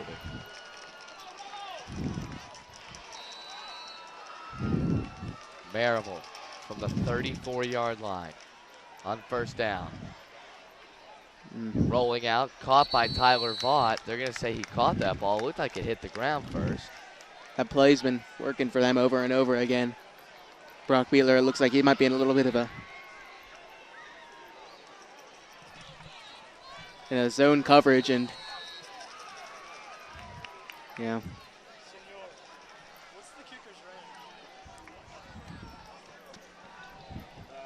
Number 12, John Garrett.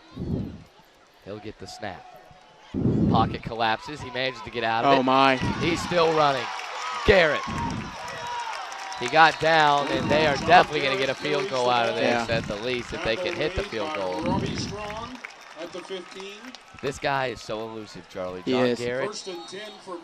He's definitely been their MVP at this point. Absolutely. Yeah, he's looking like another Johnny Manziel out there with the way he's moving. You know, he can really scoot, and a lot of the stuff he's doing, even though he might not be the fastest guy ever, he can make some serious moves. You know, if Garrett, I wonder what head coach Quarles is going to do. If he's going to go for this, try to punch it in or just take the points. The way his offense has been moving, you might as well try it. Yeah. You can probably get one play out of here, a quick shot to the end zone. Yeah. As long as you don't try and scoot out of the pocket or anything. And, you know, they got one timeout.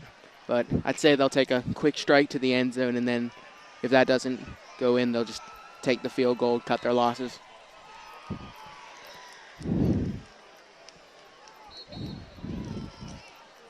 Maryville going to bring them into the line at the 15-yard line. This field looks nice. It does look very nice. Under the lights, too. It's beautiful. The defense chant coming from the Webb student section, everybody that made the trip out. 7 and about a half second. Garrett, they're going for the end zone, over the middle. And it was there, wide open. Was Dylan Shinsky, and Charlie, that is a killer right before the half. He was uncovered, simply almost inexcusable. It looks like he just went seam route straight up the middle, and just nobody was there. And a really good catch, too. A 15-yard reception from Garrett to Shinsky, and another quick 6 for Maryville. Warren to attempt to make this a 21-point game. Needless to say, Charlie, when Webb gets back on this field, they're going to need to score very quickly on that opening drive.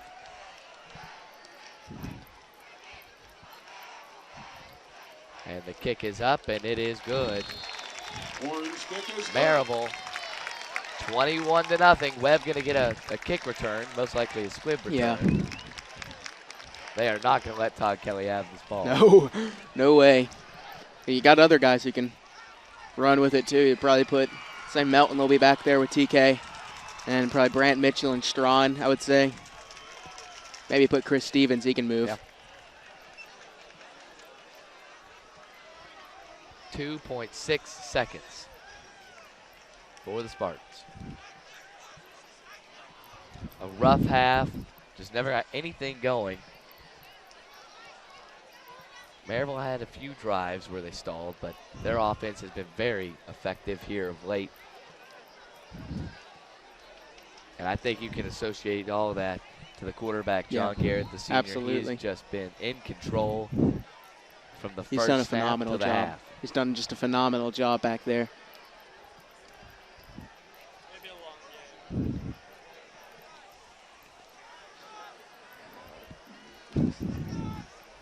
Looks like they got a pretty speedy back six. Beeler, Alexander, looks like Melton. Mason Staton. And Todd Kelly, of course. Back for the Spartans. And here comes Riding. He's just gonna onside kick. Pop it maybe. up. Oh, Maryville got it. Doesn't really matter, but unless they're going to put the time back on the clock, but no, they will not. That will take us to halftime. So far, it's been all Rebels at home. They have controlled the opening half. We're going to take our halftime break. We will be back for third quarter coverage at the half. It's Maryville on top of the Spartans, 21-0. You've been listening to Webb on the Web, the WOW Network.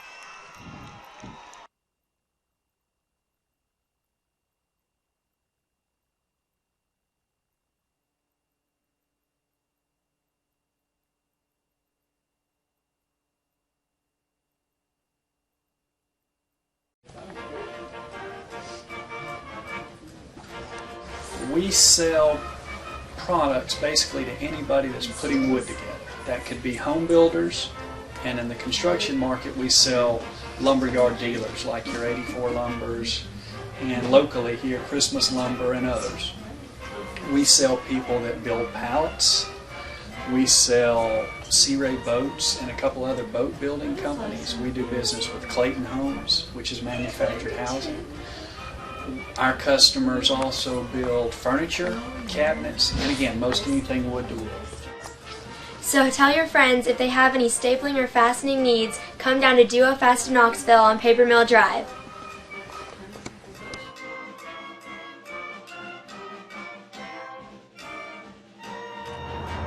Come back, y'all. See you soon at Duo Fast.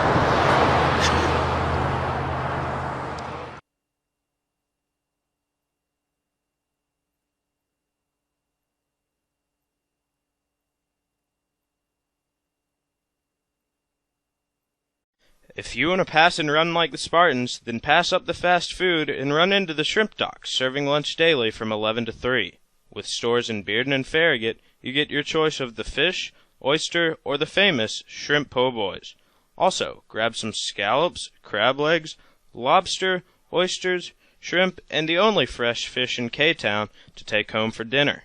So stay warm in the winter with Captain Paul's chowders and bisques, stay healthy and lower cholesterol with fresh fish, and enjoy at the Shrimpdock.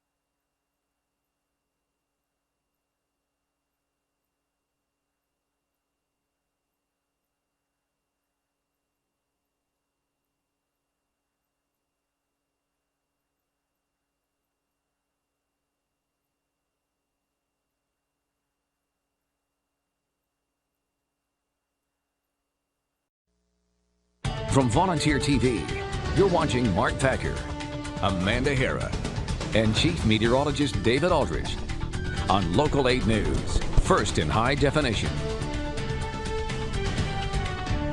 Well, it takes a lot of work to broadcast a football game. All you have to do is ask our sports department. Yeah, Mark Packer's a little stressed out when it comes to those games. But as Local 8 News reporter Whitney Kent found out, one local high school's broadcast club is wowing fans everywhere.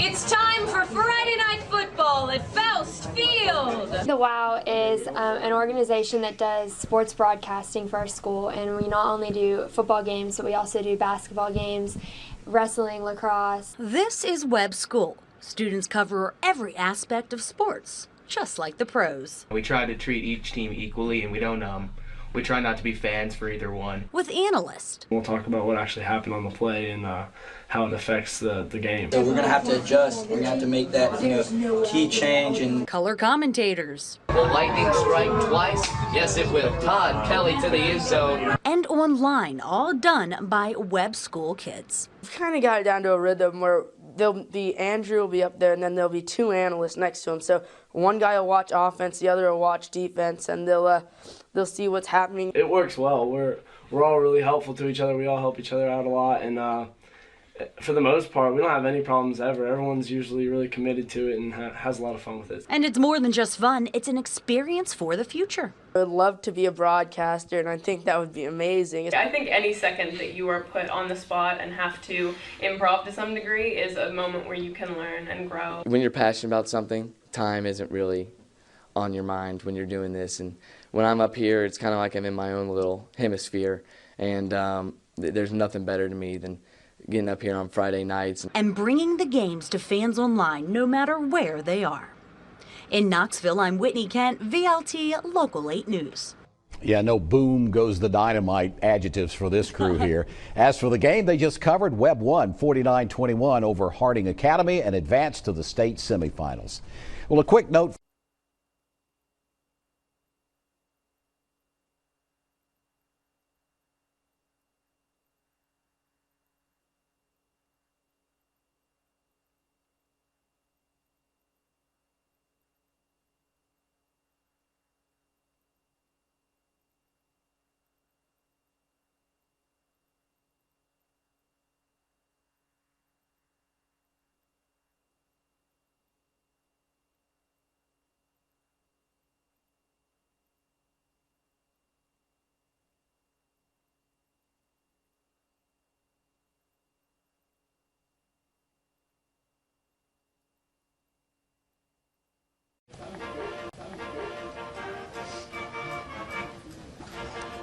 We sell products basically to anybody that's putting wood together.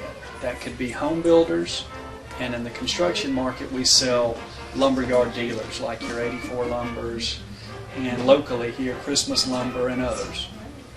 We sell people that build pallets.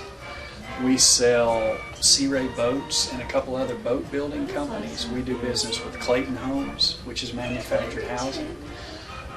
Our customers also build furniture, cabinets, and again, most anything wood to wood. So tell your friends if they have any stapling or fastening needs, come down to Duo Fast in Knoxville on Paper Mill Drive.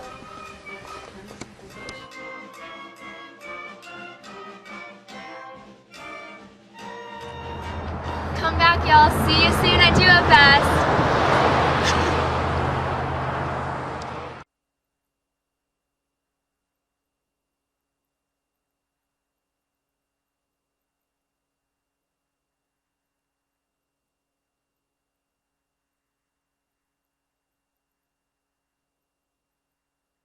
If you want to pass and run like the Spartans, then pass up the fast food and run into the Shrimpdock, serving lunch daily from 11 to 3. With stores in Bearden and Farragut, you get your choice of the fish, oyster, or the famous shrimp po' boys. Also, grab some scallops, crab legs, lobster, oysters, shrimp, and the only fresh fish in K-Town to take home for dinner. So stay warm in the winter with Captain Paul's chowders and bisques, stay healthy and lower cholesterol with fresh fish, and enjoy at the Shrimpdock.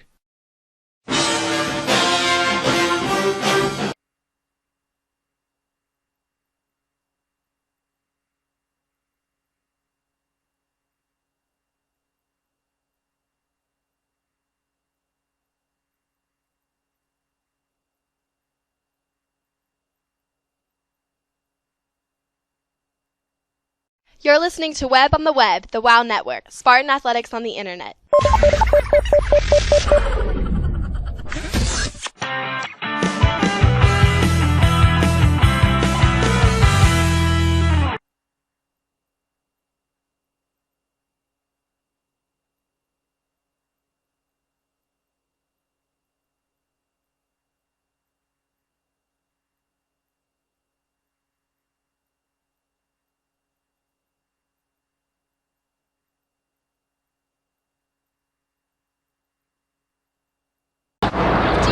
Knoxville, a proud supporter of the WOW Network.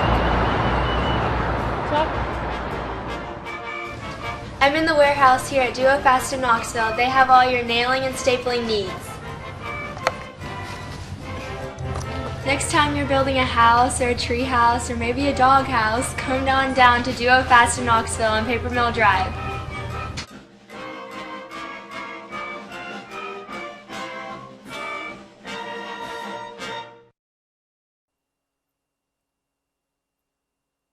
Hey, after a Spartan touchdown, why don't you touch down at your local shrimp dock? With locations in Bearden and Farragut, the Shrimp Dock is owned and operated by Webb parents and is the place to get your shrimp, scallops, and the only place in Knoxville to get fresh fish. So come on into the Shrimp Dock. Tell them Boomer sent you and enjoy the freshest seafood in town.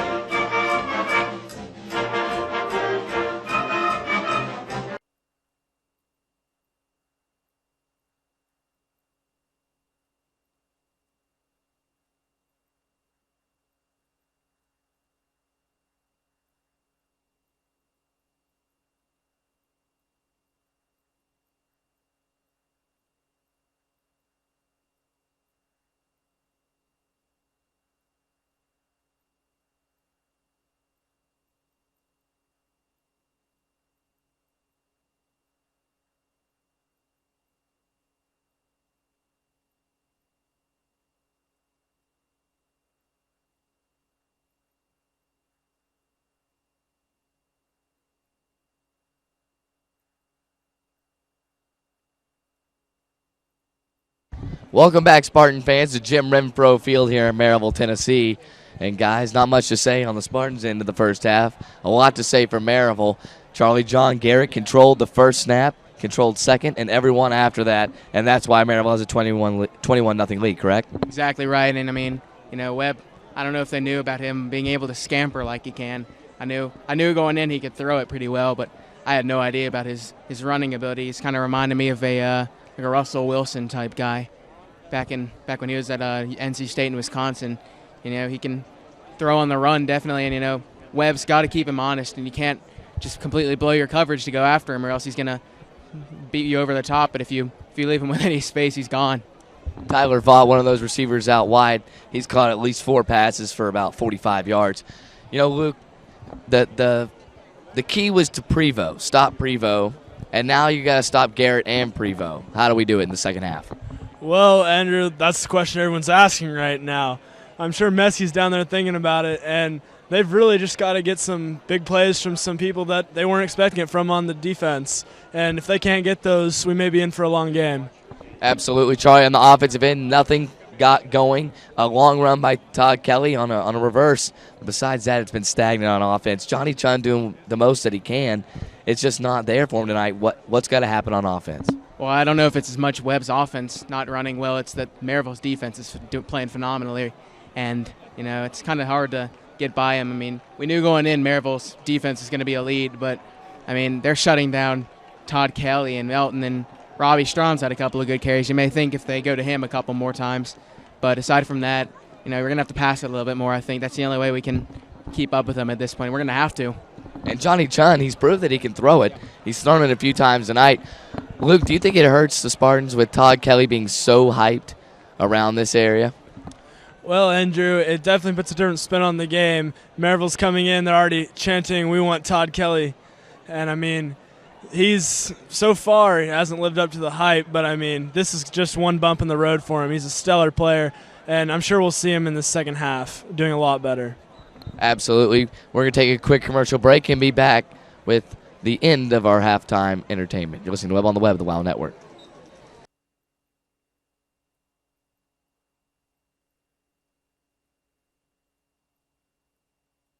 You're listening to Webb on the Web, the WOW Network, Spartan Athletics on the Internet.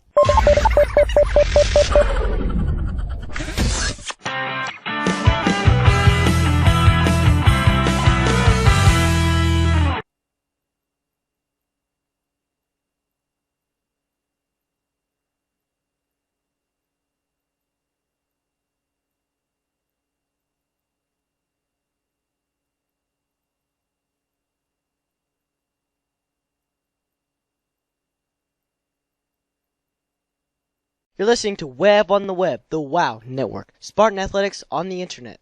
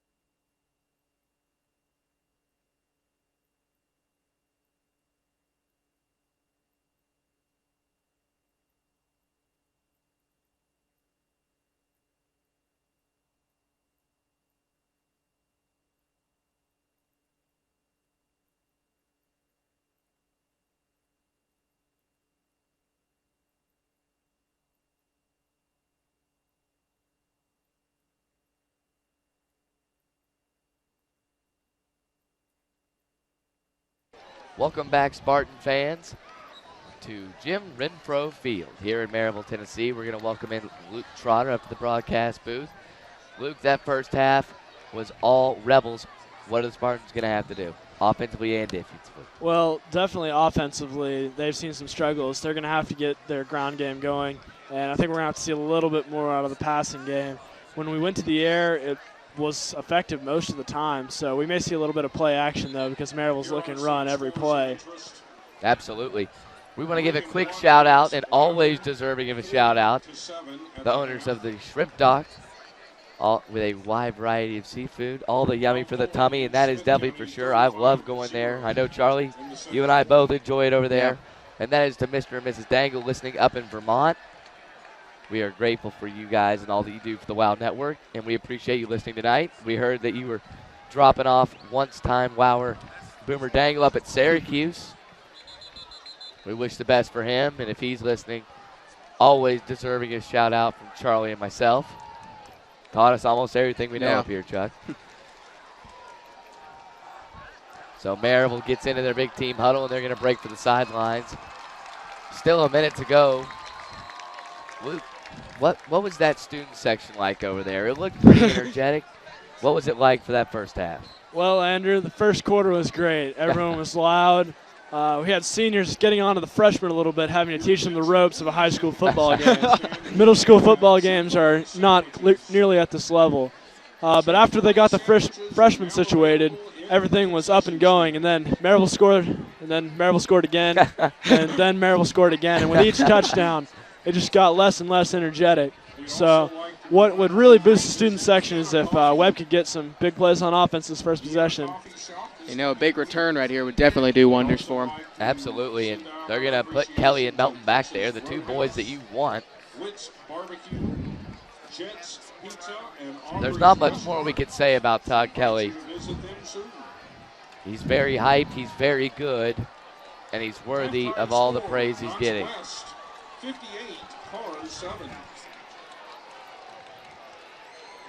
The Webb student section gets on its feet as we are ready for second half football here from Jim Renfro Field.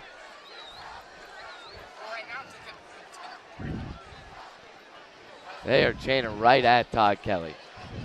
And Kelly going to have to switch sides with Matthew Melton.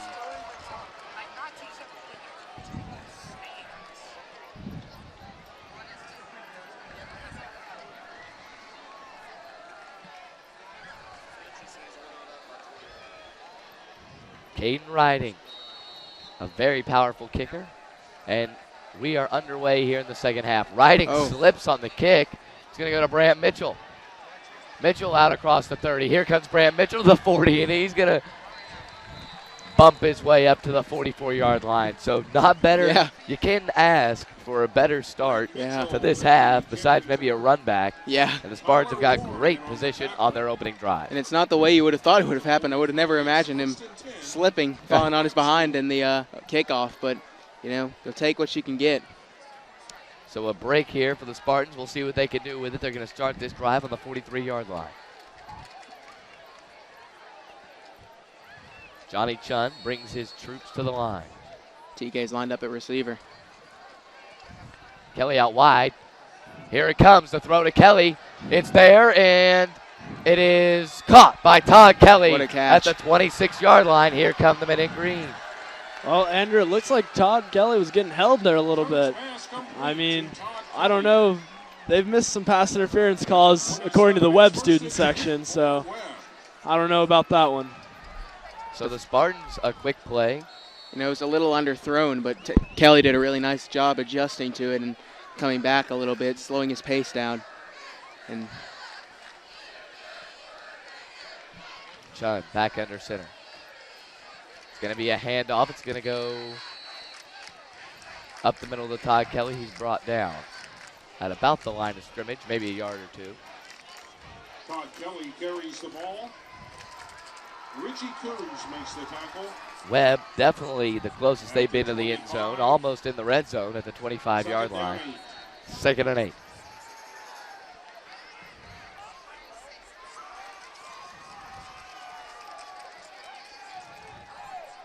Chung gets the snap. Quick throw over to Brock Beeler, caught and then taken down immediately. Dangerous throw. Very dangerous. Coming in quickly was Chancellor Coates. And, you know, if that had gone the other way, that was 6. And, you know. It's going to be 3rd and 3 for the Spartans. Luke, gotta get this first down, don't you? You do, Andrew, and I think with the score the way it is, we're already in 4-down territory. Yeah. And, I mean, with the Spartans' running game, I wouldn't be surprised at all if they don't get this right here. So 3rd and 3. It's going to be a pass. Chun rolls out, goes end zone, intercepted at the 1-yard line.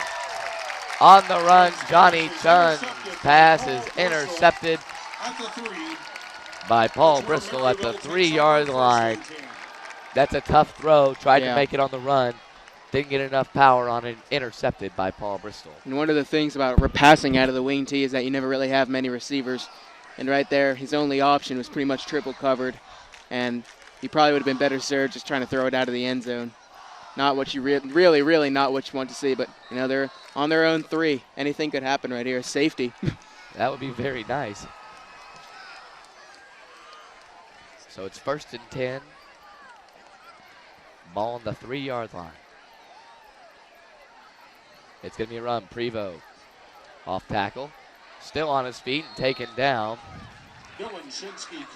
at the 6-yard line. It's actually Dylan Shinsky taken out by Brant Mitchell. Pick up 4 on the play. It's 2nd down, 6 at the 7.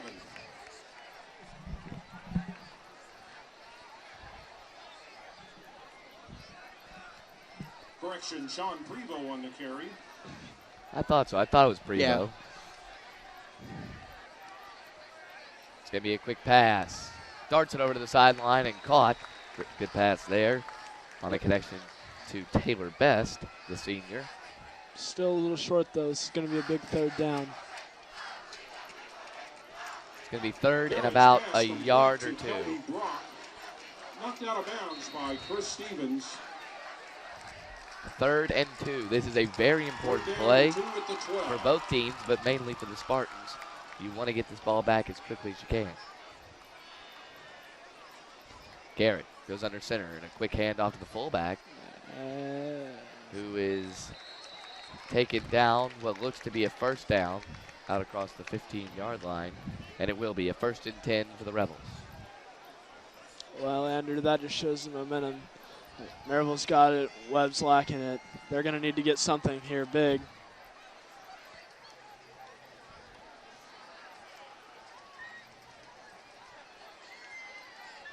Something's got to give here, guys. Yeah.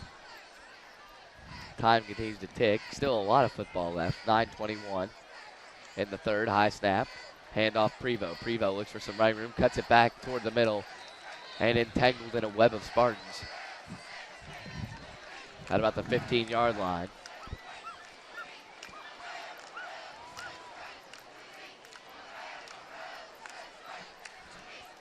Second and 10.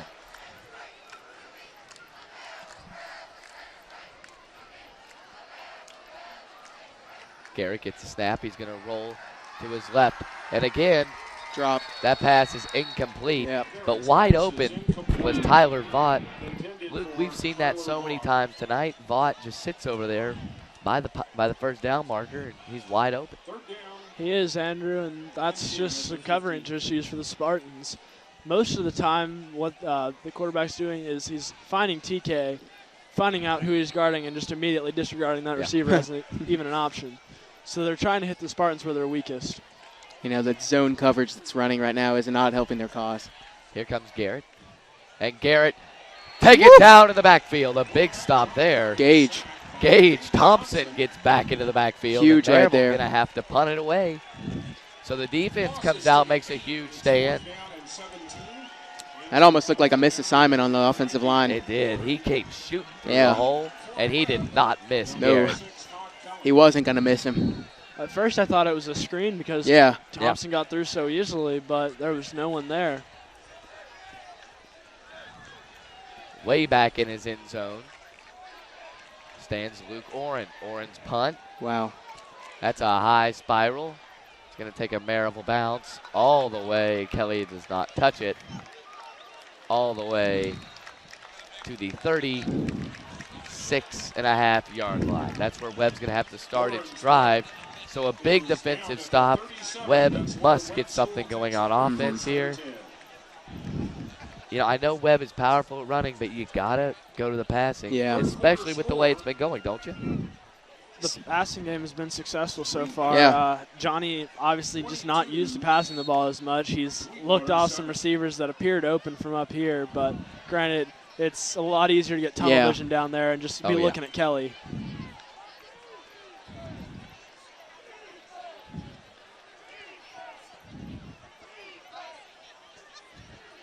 It's going to be a reverse. And a great reverse to Melton. Melton going to cross the 45 and get the first down marker.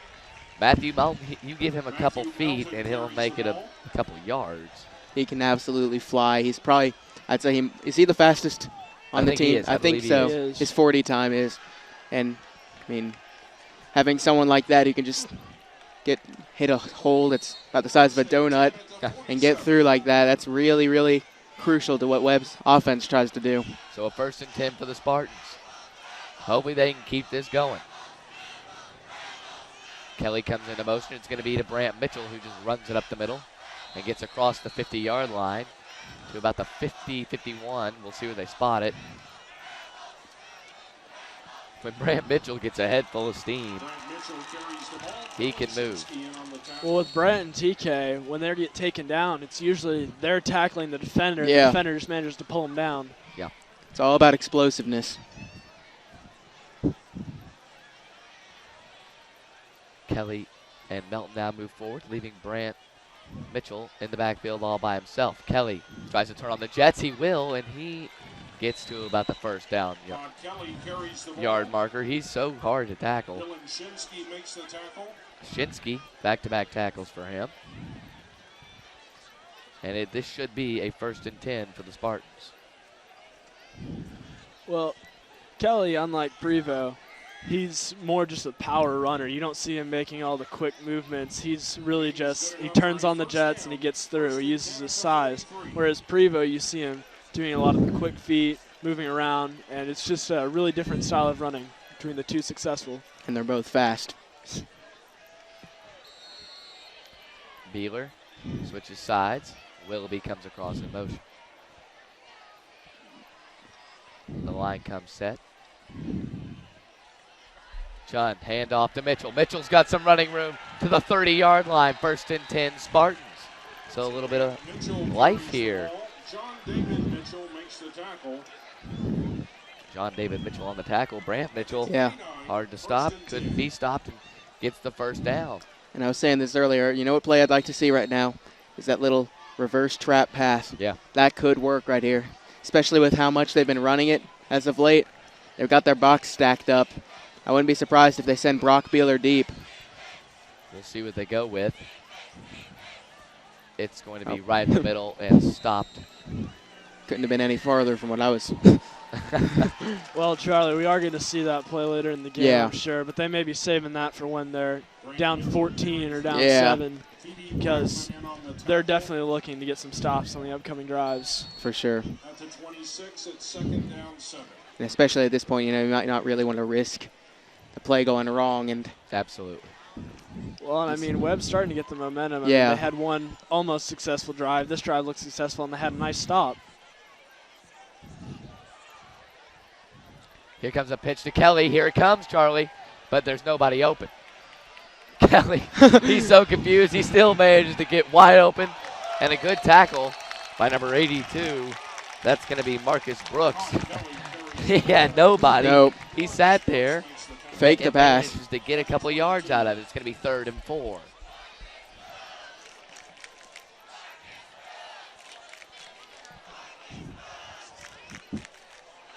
Third down 3.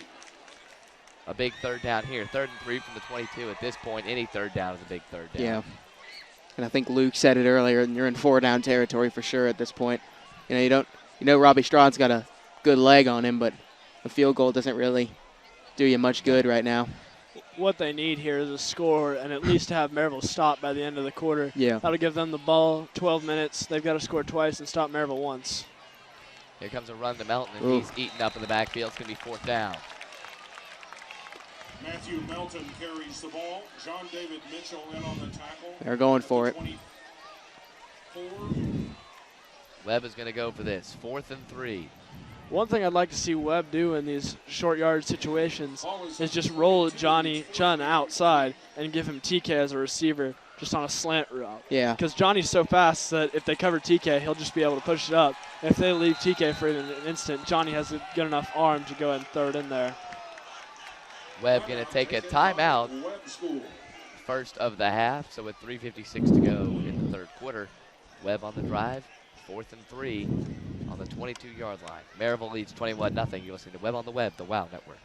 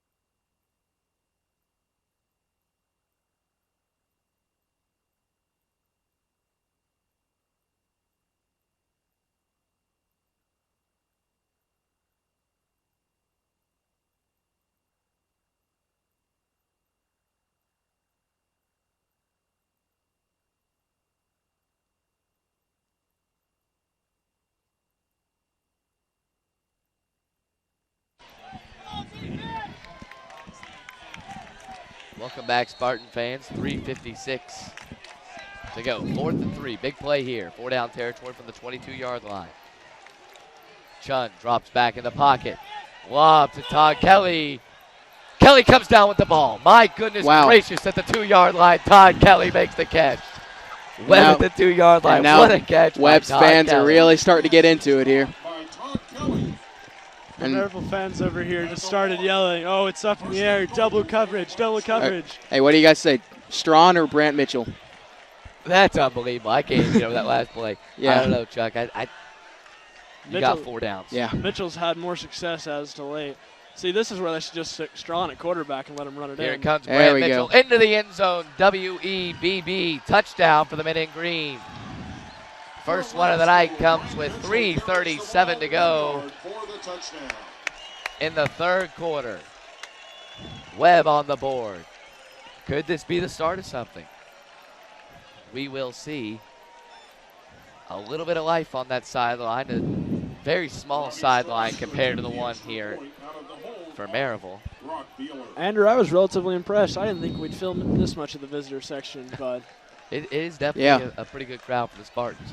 Strawn, snap, hold, and kick is good. And the Spartans come within 2 scores, 21-7, 3:37 to go in the third quarter. Shaping up for a comeback? I don't know. I sure hope so. But nevertheless, a good drive put together and a very, very good catch. A Sports Center top 10 catch there by Todd Kelly. Did he come down one-handed with it? I don't know. I thought so. I think but it just fell into his hands after it. I don't know what he did, but it was worked. Tipped up, and then it just ended up with him. But I'm just glad we scored, because that gives me something to talk about as I walk back to the Maryville student section on my way back to the Webb stands. Well, we wish you best of luck doing that. Stopped last time. We'll see if I get through unhampered this time. Keep your head down. Every time I've had to walk through with someone new, I've told them, eyes forward, no contact. And I doubt you'll see any trickery on this kickoff. Surely there's no way they would even try. Well, with the way that the defense played, you might as well just put your faith in the defense. It's going to be Robbie Strawn to kick it from the 40-yard line. And kick it away from Prevo. Back deep for the Rebels is Prevo and Dylan Shinsky. So here comes the kick from Strawn. A high towering end-over-end kick, fielded at the 6-yard line by Prevo. Prevo tries to find some room in the open field. And he's brought down at about the 23-yard line. Andrew, you can see the tension starting to build on the field. Already seeing some small scuffles. The Spartans have got some life back in them. 21-7. That is not undoable. With that wing T offense, it is one busted play. Exactly. This is going to make for a very good ending. And now with Webb's defense getting an extended breather. Which is exactly what they needed. Exactly. Those media timeouts can only help the Spartans. Here comes Prevo to the outside. He gains 4 or 5 yards. John Prevo carries the ball. Tripped up by It's going to be about 2nd and 4. 2nd down 4. From the 29. Generous spot there for Prevo. It's going to be Garrett in the shotgun. Garrett gets it, and he's It's going to keep it himself. Oh, he just ran over Chris Stevens. Runs over Stevens and then gets stopped at the first down marker. We'll see. This is probably going to be a first down.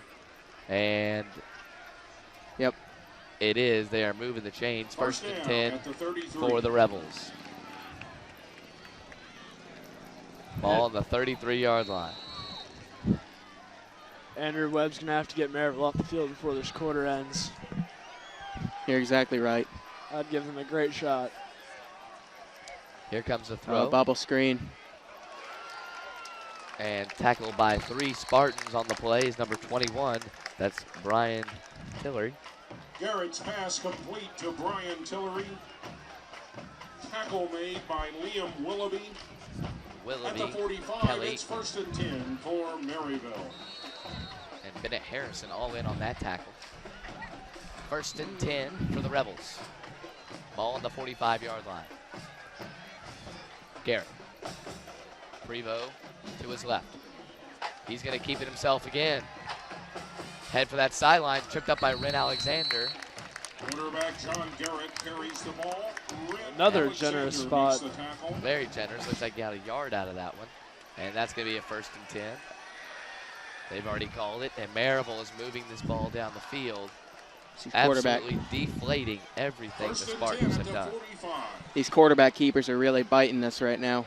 You know, you can't really defend them because, like I was saying earlier, if you put your coverage guys, try and make them go after the quarterback, he'll just toss it over your head. Prevo comes into motion. Garrett again going to keep it. What a block. He just continues to find running room. John Garrett carries the ball. Bennett Harrison makes the tackle at the 33. First and 10 for Maryville. And Andrew, that puts them right there on the long end of field goal range for Orem. Yeah. And Webb going to take another timeout here to try to settle things down. This drive has gotten out of hand. Maryville pushing very fast and very efficient. 1:30 to go in the third quarter. Maryville leads 21-7. You're listening to Webb on the Web, the WOW Network.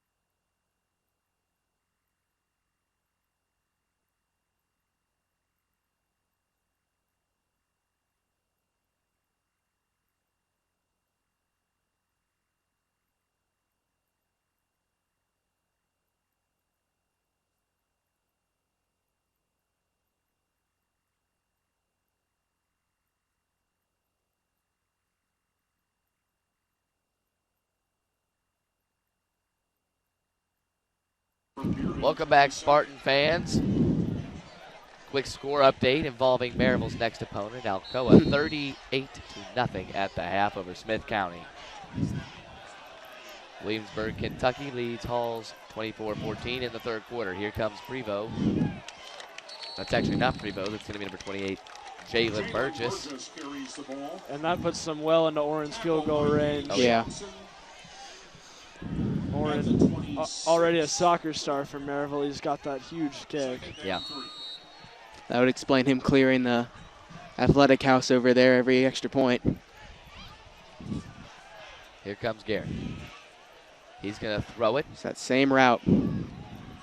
Route's been eating him up all day long, caught by number 6, Kelby Brock. And then that looks like it's going to be good enough for a 1st and 10 for the Rebels. Moore in on the tackle.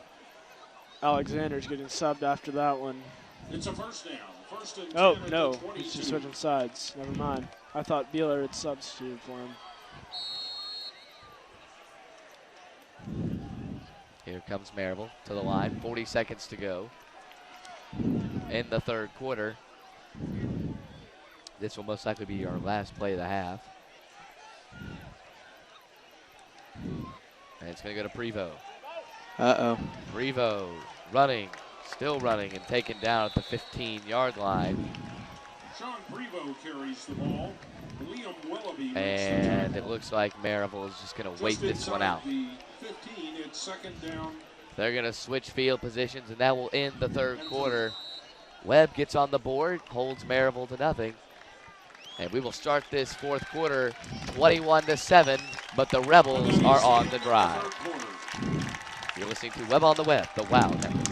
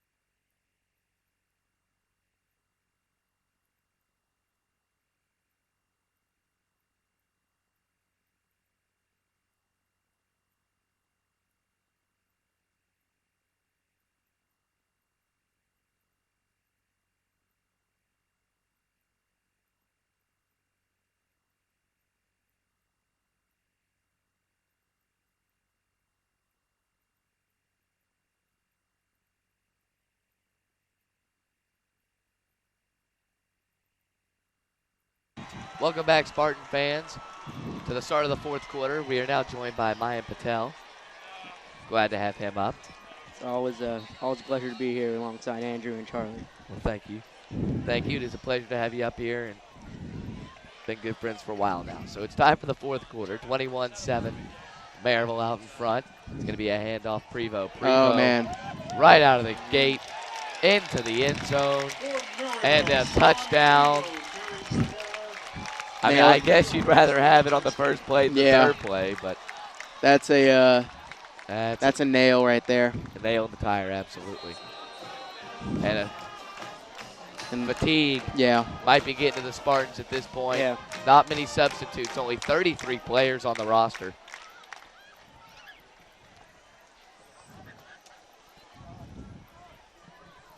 Hopefully this is just a cramp.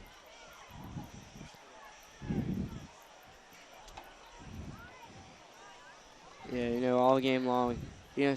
Usually at some point in the game, there's something that happens where there's an occasional fumble, but Maryville's been rock solid running the ball. They have not made many mistakes. No turnovers and no penalties for the Rebels. And that's the exact mark of a well-coached team right there. Yes, it is.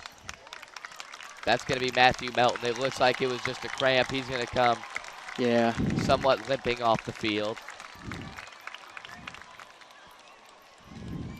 And Matthew, one of the few seniors, vocal in the locker room, big guy.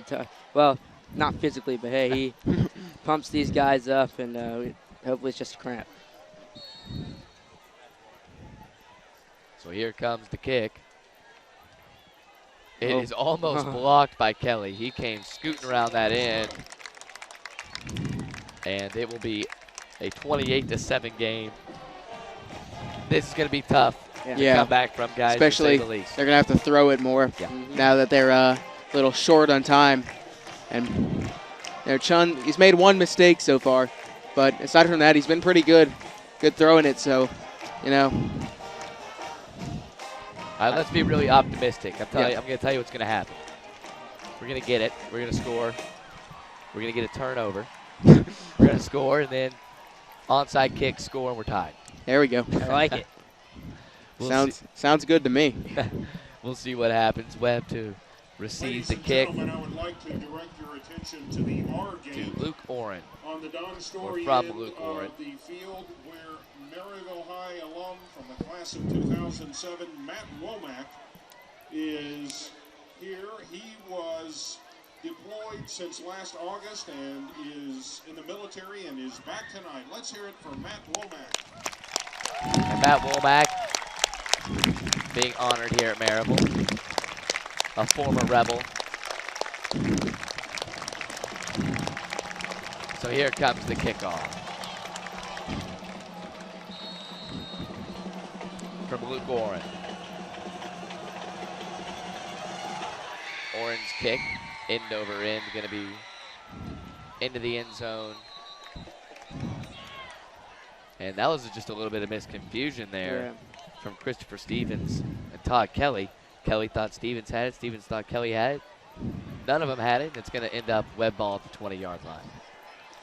Like you said, Andrew, hopefully they come down and score right here. And like Charlie had said, they're going to need to throw the ball more often. So we'll see if Maryville is aware of that, or if they think they're still going to run it.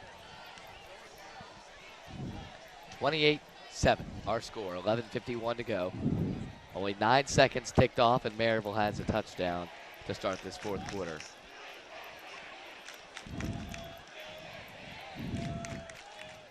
Chun. Under center, Mitchell comes into motion. It's going to be a pitch to Kelly. He thought about throwing it. Now going to find some running room and try to reverse fields. He's going to be taken down at the 26-yard line. And like you said, he thought about throwing it. That's a play we've seen from the Spartans before, where where the quarterback will pitch it back into the backfield to a running back, usually Kelly or maybe even Brock Beeler, and they find a tight end streaking, going deep. So we'll see that happen. Both of those guys can throw too. Brock Beeler.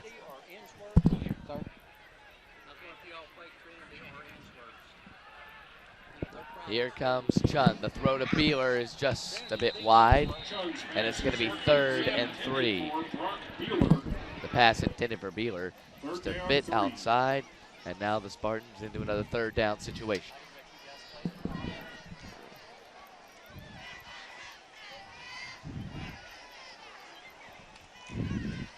.11:08 left in this game. Time, but you got to be very efficient from here on out if you're Webb, and that would include a 1st down here.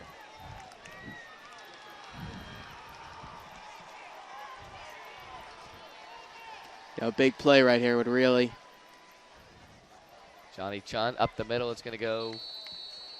It's close. Going to be very, very close, depending on this spot. Robbie Strawn carries the ball. Strawn. They're about a yard short, it looks. Yep. It's going to be 4th and 1. And I mean, you got to go for it. You can't afford to punt that right here. Punt it right here and give Maryville a chance to score. You got Who gets the better push? We'll see. And Brant Mitchell up the middle. He's going to have the 1st down, so Webb going to keep the drive alive. You know, Webb's really done a good job in these short yardage situations. I think they've pretty much converted all of their 3rd and 1, 4th and 1. And, I mean, it's nice when you can really count on being able to get those, especially in late game situations. But that clock's ticking away.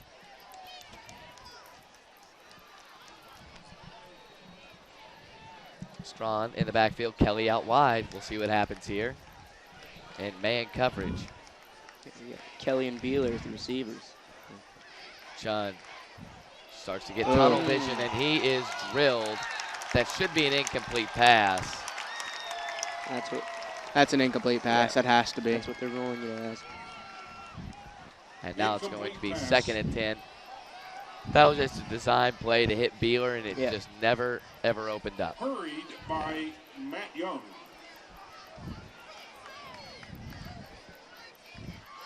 Well, the only good thing about that play is that the clock stopped. Yeah. I guess it could have been a lot worse, though. True.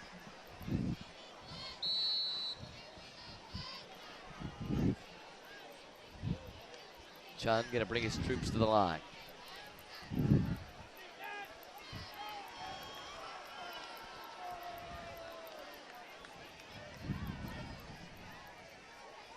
Chun, he's got the ball. He's going to try to roll out. Just get rid of it. Get rid of it. Here he comes.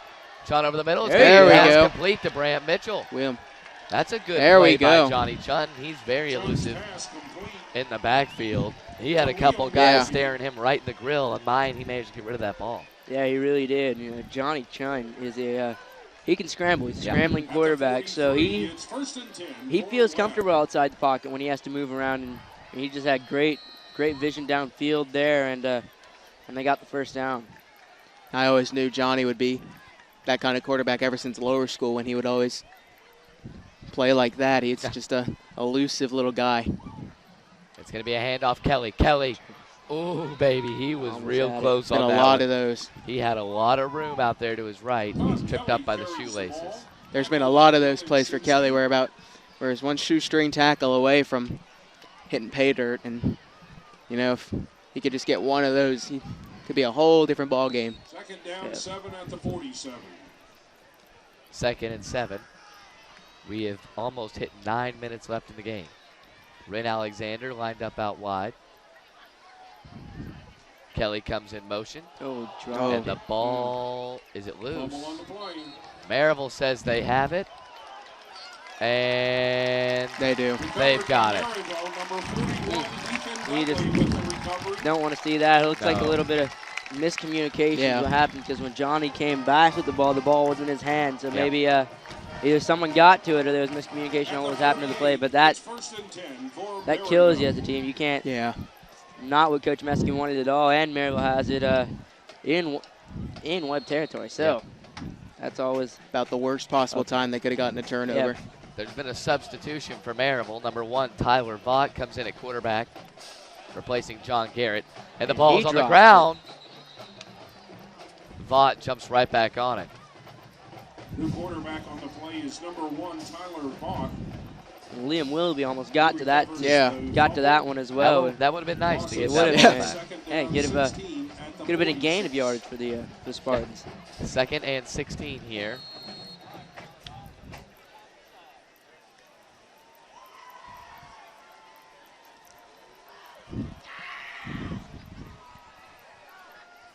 For Maryville, 8:20 to go in the ball game. Vaught scrambles, and he's hit by Brock Beeler out of bounds. Pushed out of bounds by Brock Beeler. Clock going to continue to run here. It's going to be 3rd and 10. At the 49, 3rd down and 11.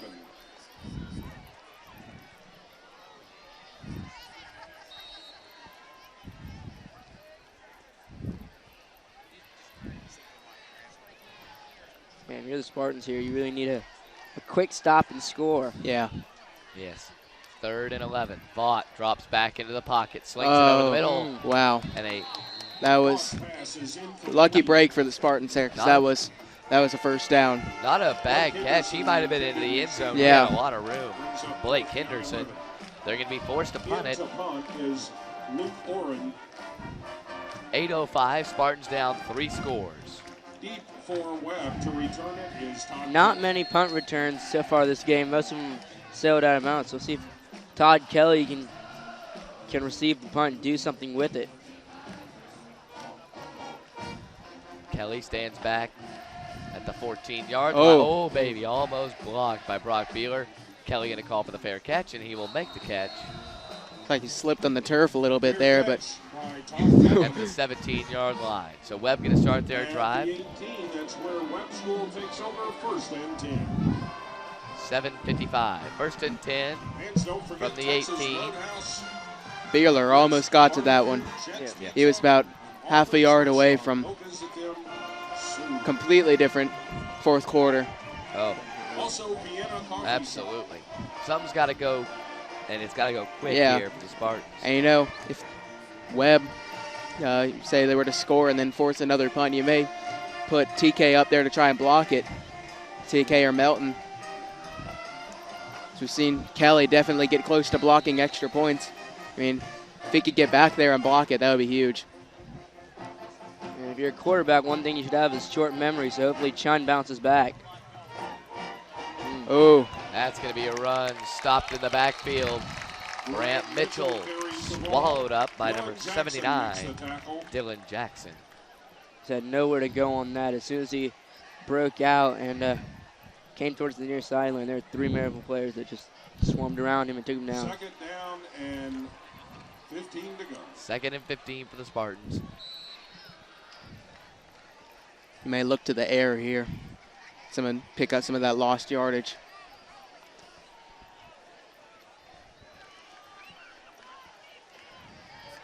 Kelly and Melton move forward. Now Kelly comes into motion.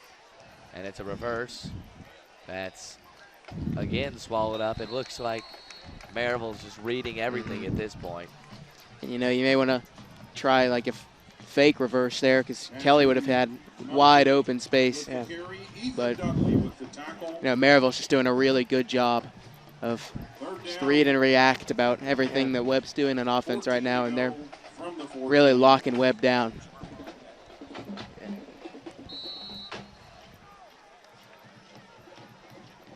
A 21-point lead for the Rebels. Kelly and Beeler lined up out wide. Chun drops back into the pocket, pressured, throws deep, intended for Kelly, out of bounds. Chun's pass is incomplete. Pass incomplete by Johnny Chun, and they're going to have to punt it. So far, deep into their territory, and guys, it's just slipping away here. Yeah. It's not been their night. Second by second, the Spartans have not been able to move the football on offense, and it's just killed them all night long. They had one really nice drive. Yeah. Grant Mitchell to punt. 2 turnovers, a couple penalties. Brian Tillery compared to 0 turnovers and 0 penalties from Maryville, and that's very, very tough. Oh boy. Low liner still on his feet. Look at this. Oh. Number 7, that's Cody Carroll. Tackle made by Alexander Berube. Berube comes out with the tackle. At the 30, 1st and 10 for Maryville. Yeah, it just seems like the Spartans can't catch a break. Whatever they're about to do, Maryville, they see it coming.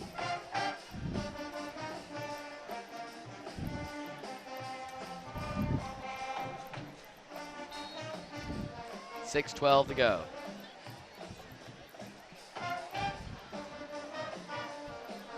Tyler Vaught still in at quarterback. Vaught. Hands off, up the middle. Breaking a few tacklers is Jalen Burgess. Tackle made by Matthew Melton. The last time the Spartans were put in a position similar to this, just being down the whole game, was USJ 2 years ago. I remember that one. 2 years ago is how long you got to go back and knock the Spartans out of the playoffs. Alcoa, they were in it the whole time. That was only blemish last year. Yeah.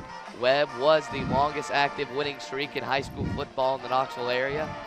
That will come to an end here tonight, barring a miracle. Swallowed up in the backfield there. It's number 28, Jalen Burgess.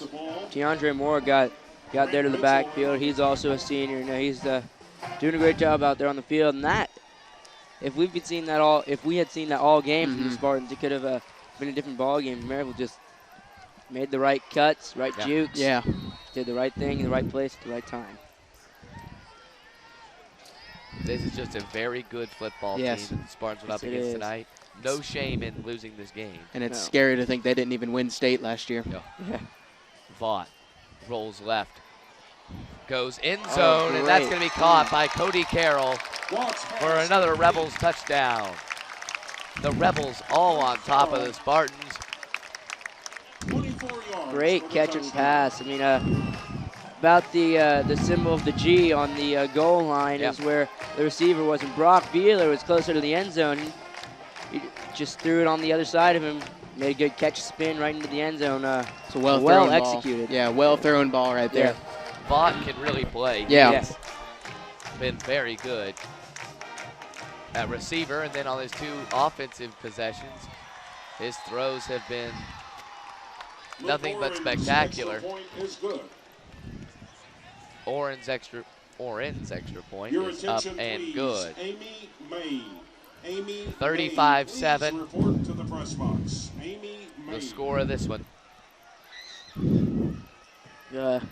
If you're the Spartans here, you have to keep your mind right and try and get down the field and score. Can't hang your head. I mean, it's a heck of a ball team you're playing, and you've got 3 more games coming up that are going to be similar to this against tough teams. So Spartans have to just keep trying to power through. You're going to get tested after this. Yeah. Got Baylor. Sure. Baylor, BGA. And they play a very good CAK team this year. So without Charlie Hyde or Josh Smith, but hey. John Sharp's going to have to. Yeah. He'll have to step in, and he's got some pretty large shoes to fill. Yeah. The Dutchtown Showdown. We'll have that game available on the WOW Network. Only 1 trip to Nashville this year. That is very nice compared to last year's 3 or 4. And no Memphis trips. That's always a beautiful sight. 35-7. Back deep is Todd Kelly.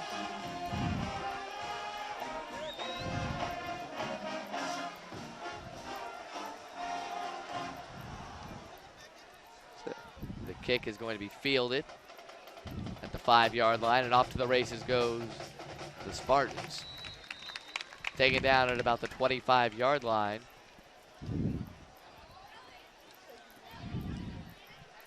And Webb will start there.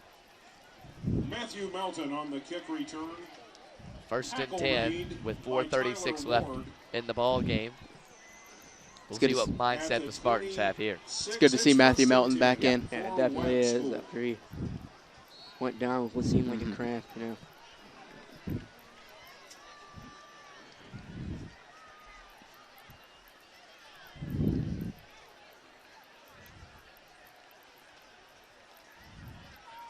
It's going to be Strawn up the middle on the fullback dive. He's going to get out to about the 29-yard line. Robbie Strong Gain of carries the 3, ball.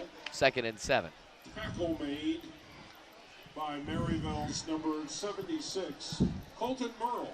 Looks like some of the fans are trying to go and get a jump on the traffic that will for sure ensue tonight.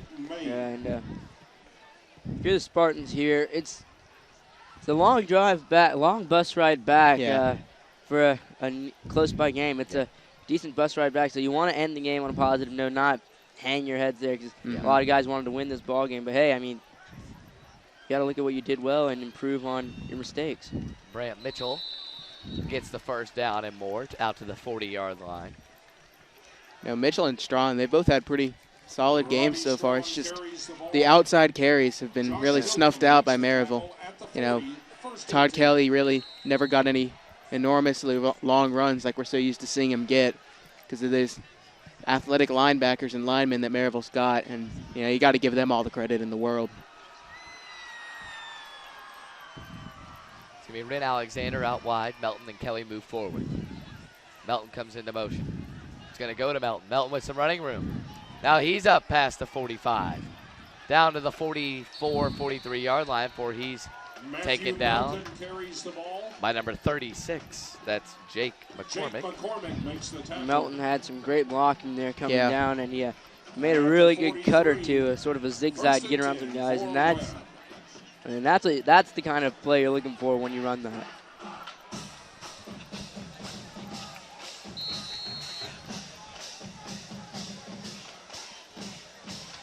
First and 10 from the 43-yard line for the Spartans. Chun hands off Kelly. Kelly goes up the middle and taken down. That's about the 39, 40-yard line. Carries the ball.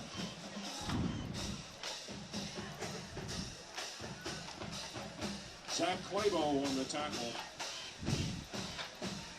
We have a cell phone which was lost behind the stadium. Not much to say at this point, guys. Webb going to try to maybe run this clock down, not give Maryville another possession. Clock ticks down to about 2:35, 35-7 the score. Maryville on top. We might see a pass from Chunder. There it is to Kelly. Kelly down the seam. 15, 10, 5, end zone. Todd Kelly makes it a little bit better. Chun's pass to Kelly is complete. That's great to see. Mike, you called that right when it was going on. Kelly just slipped right up the seam and into the end zone. Todd Kelly. And that's what you want to see. Rin Alexander was the receiver out there, and he drew some attention. Todd Kelly just slipped through right there, took to the house. Robbie Strawn to attempt the extra point. Strawn to attempt the extra point. Beeler to hold. And Dustin Nickel to snap. Snap is a little high. It's going to be a fake. Beeler dragged down from behind at the 10-yard line. That's going to be a horse collar. Yeah. Yep. So I guess a they'll get very late flag. Chance to punch it in maybe from the 1. Yeah. You know, I think that was not meant to be. No. That was a bad snap. Conversion. It was a high snap, and, you know, Maryville got through the line, and Beeler made a good decision in not trying to put him down, and penalty.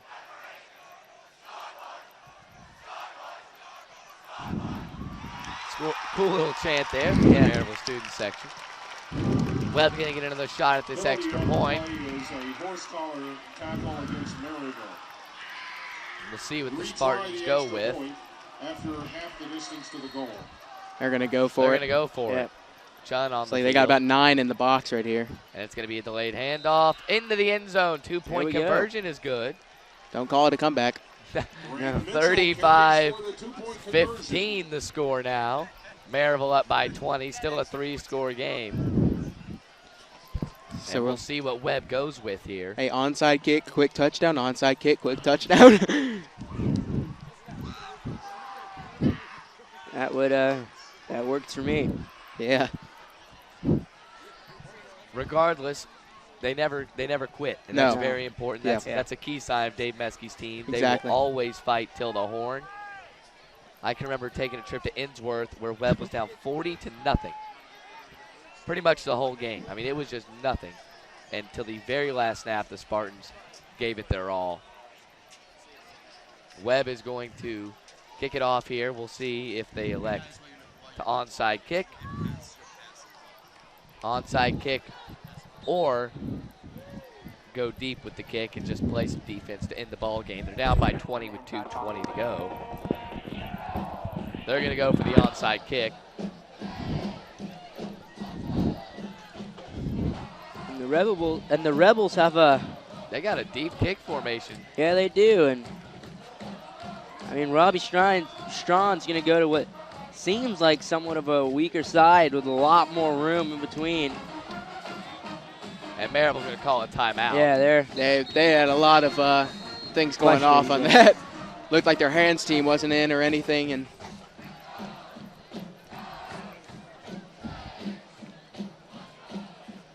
so 2:24, 35-15, still the score. Webb going to onside kick this ball when we come back from this timeout.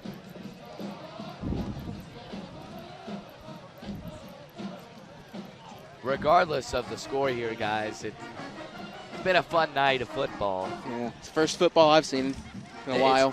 Absolutely. NFL preseason isn't quite the same. Yeah. Next week, same time, 7:30, the WOW Network will be on the air. For the home opener Yeah. against Baylor. Doug Bright press box. Yeah. In the Doug Bright press box, we will be glad to make our return home. Yes, Always sure. look forward to that full buffet. Yeah, for sure. But it will be an interesting night of football. Yeah, Baylor is a good team. Yes, they are. Strawn to attempt this onside kick. I have heard things about this onside kick that if it is performed right, it is deadly. It takes a huge hop after a few short hops. And the whistle blew before. That was not much of anything, and that looks like it's going to go against Webb. Yeah.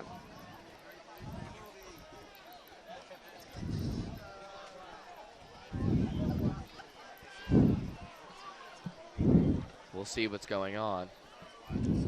Like you said, Baylor next week, a really good team rolling into Knoxville to take on the Spartans. It's another test, and you just have to move on from this.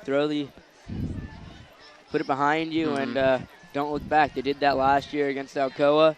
Didn't lose a game after that. Yep. They could do it again this year. That would be just very got to put their minds impressive. to it. It's all about having a short memory. Yep.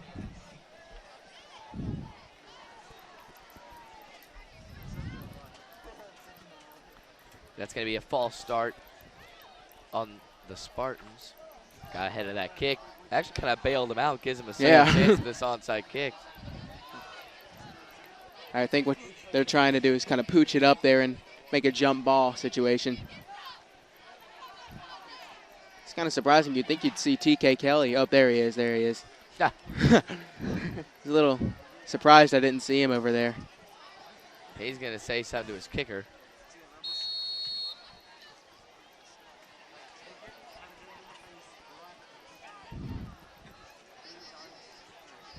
That's not what they wanted. No.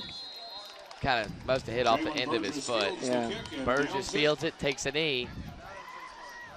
And now for the Rebels. We'll see exactly who's going to come out at quarterback. Tyler Vaught is not out there. So he's number 15. 15, yeah. That's going to be Zach Cardwell. Cardwell, a sophomore.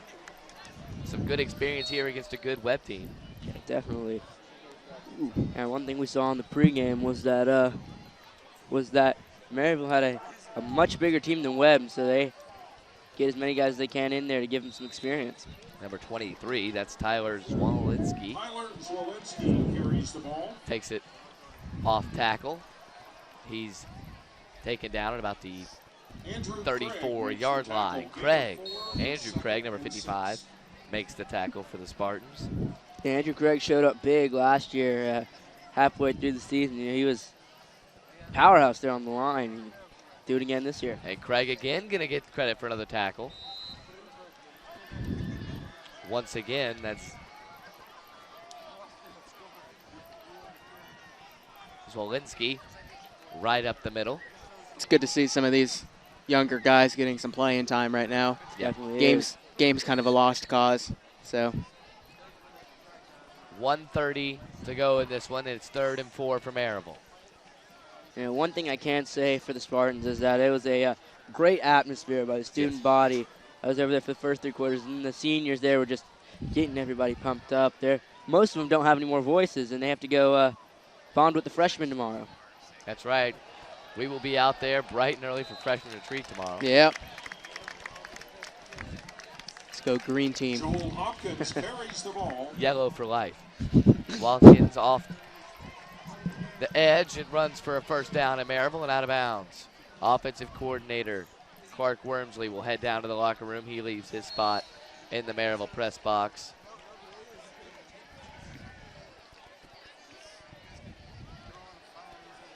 I think if you're Coach Meskey here in this situation, Maryville gets about 6 yards on that. I think if you're Coach Meskey, I mean, you definitely could have done some stuff better. Cut some more, turn the corners better, maybe blocked a little more. But overall, you're playing one heck of a team in Maryville, so you can't hang your heads about this. You just gotta keep them up and keep on going. As the clock will tick. Looks like we're at to see the last play right here. This will be the last snap.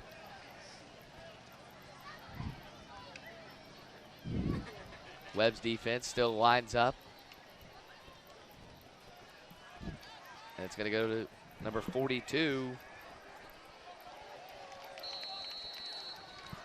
Ball got on the ground, That's 42. Number 42, Jordan Irvin on the carry. Jordan Irvin. And that's going to do it for tonight's football game. The Spartans will drop to 0-1, as they have for the past 2 seasons. And one of the 2, they ended up state champions, the Spartans of Webb.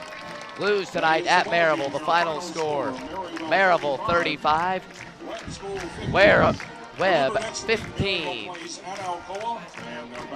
2 touchdowns, one by Brant Mitchell and one by Todd Kelly on a great pass from Johnny Judd. So we are pretty much done here. We're going to quickly move into the postgame show presented by the Shrimpdock.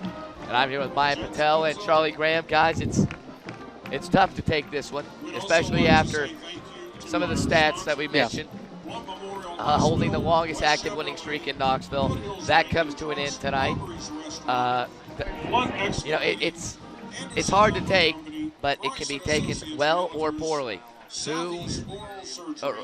What will this team do? What will this team do? Take it positively or negatively? I think they should take it positively. I mean, you've got to remember that this is a really, really good football team in Maryville. I mean, they lost the state championship to Whitehaven last year by 1 point, I think in overtime. Yeah. And, I mean, you know, they did a good job. I mean, Maryville, they executed well. No turnovers, no penalties, I don't think.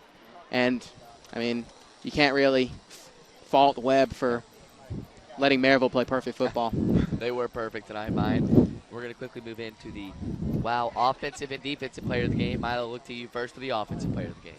You know, today Brant Mitchell really did a good job on offense. Anytime they needed short yardage, he would be there. Had a good kick return, 30 or 40 yards there.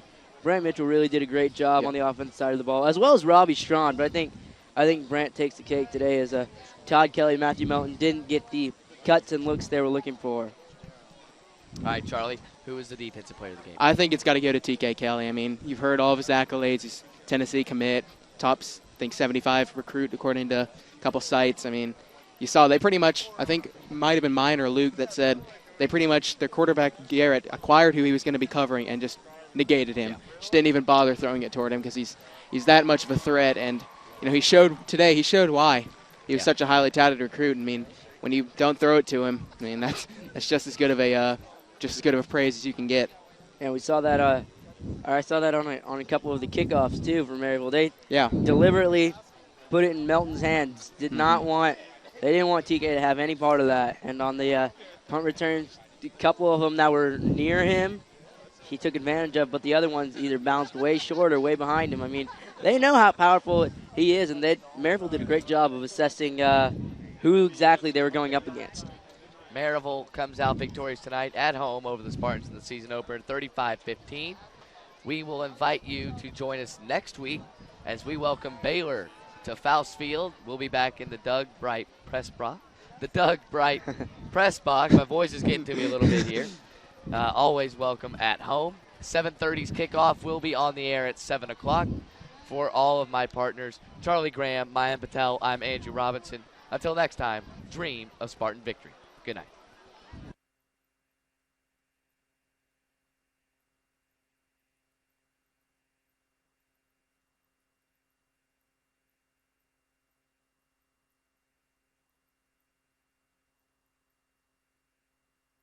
In the class or on the field, all the lessons taught have more ourselves revealed. Through trust in you and trust in us, we've grown and planted seeds, each one a child.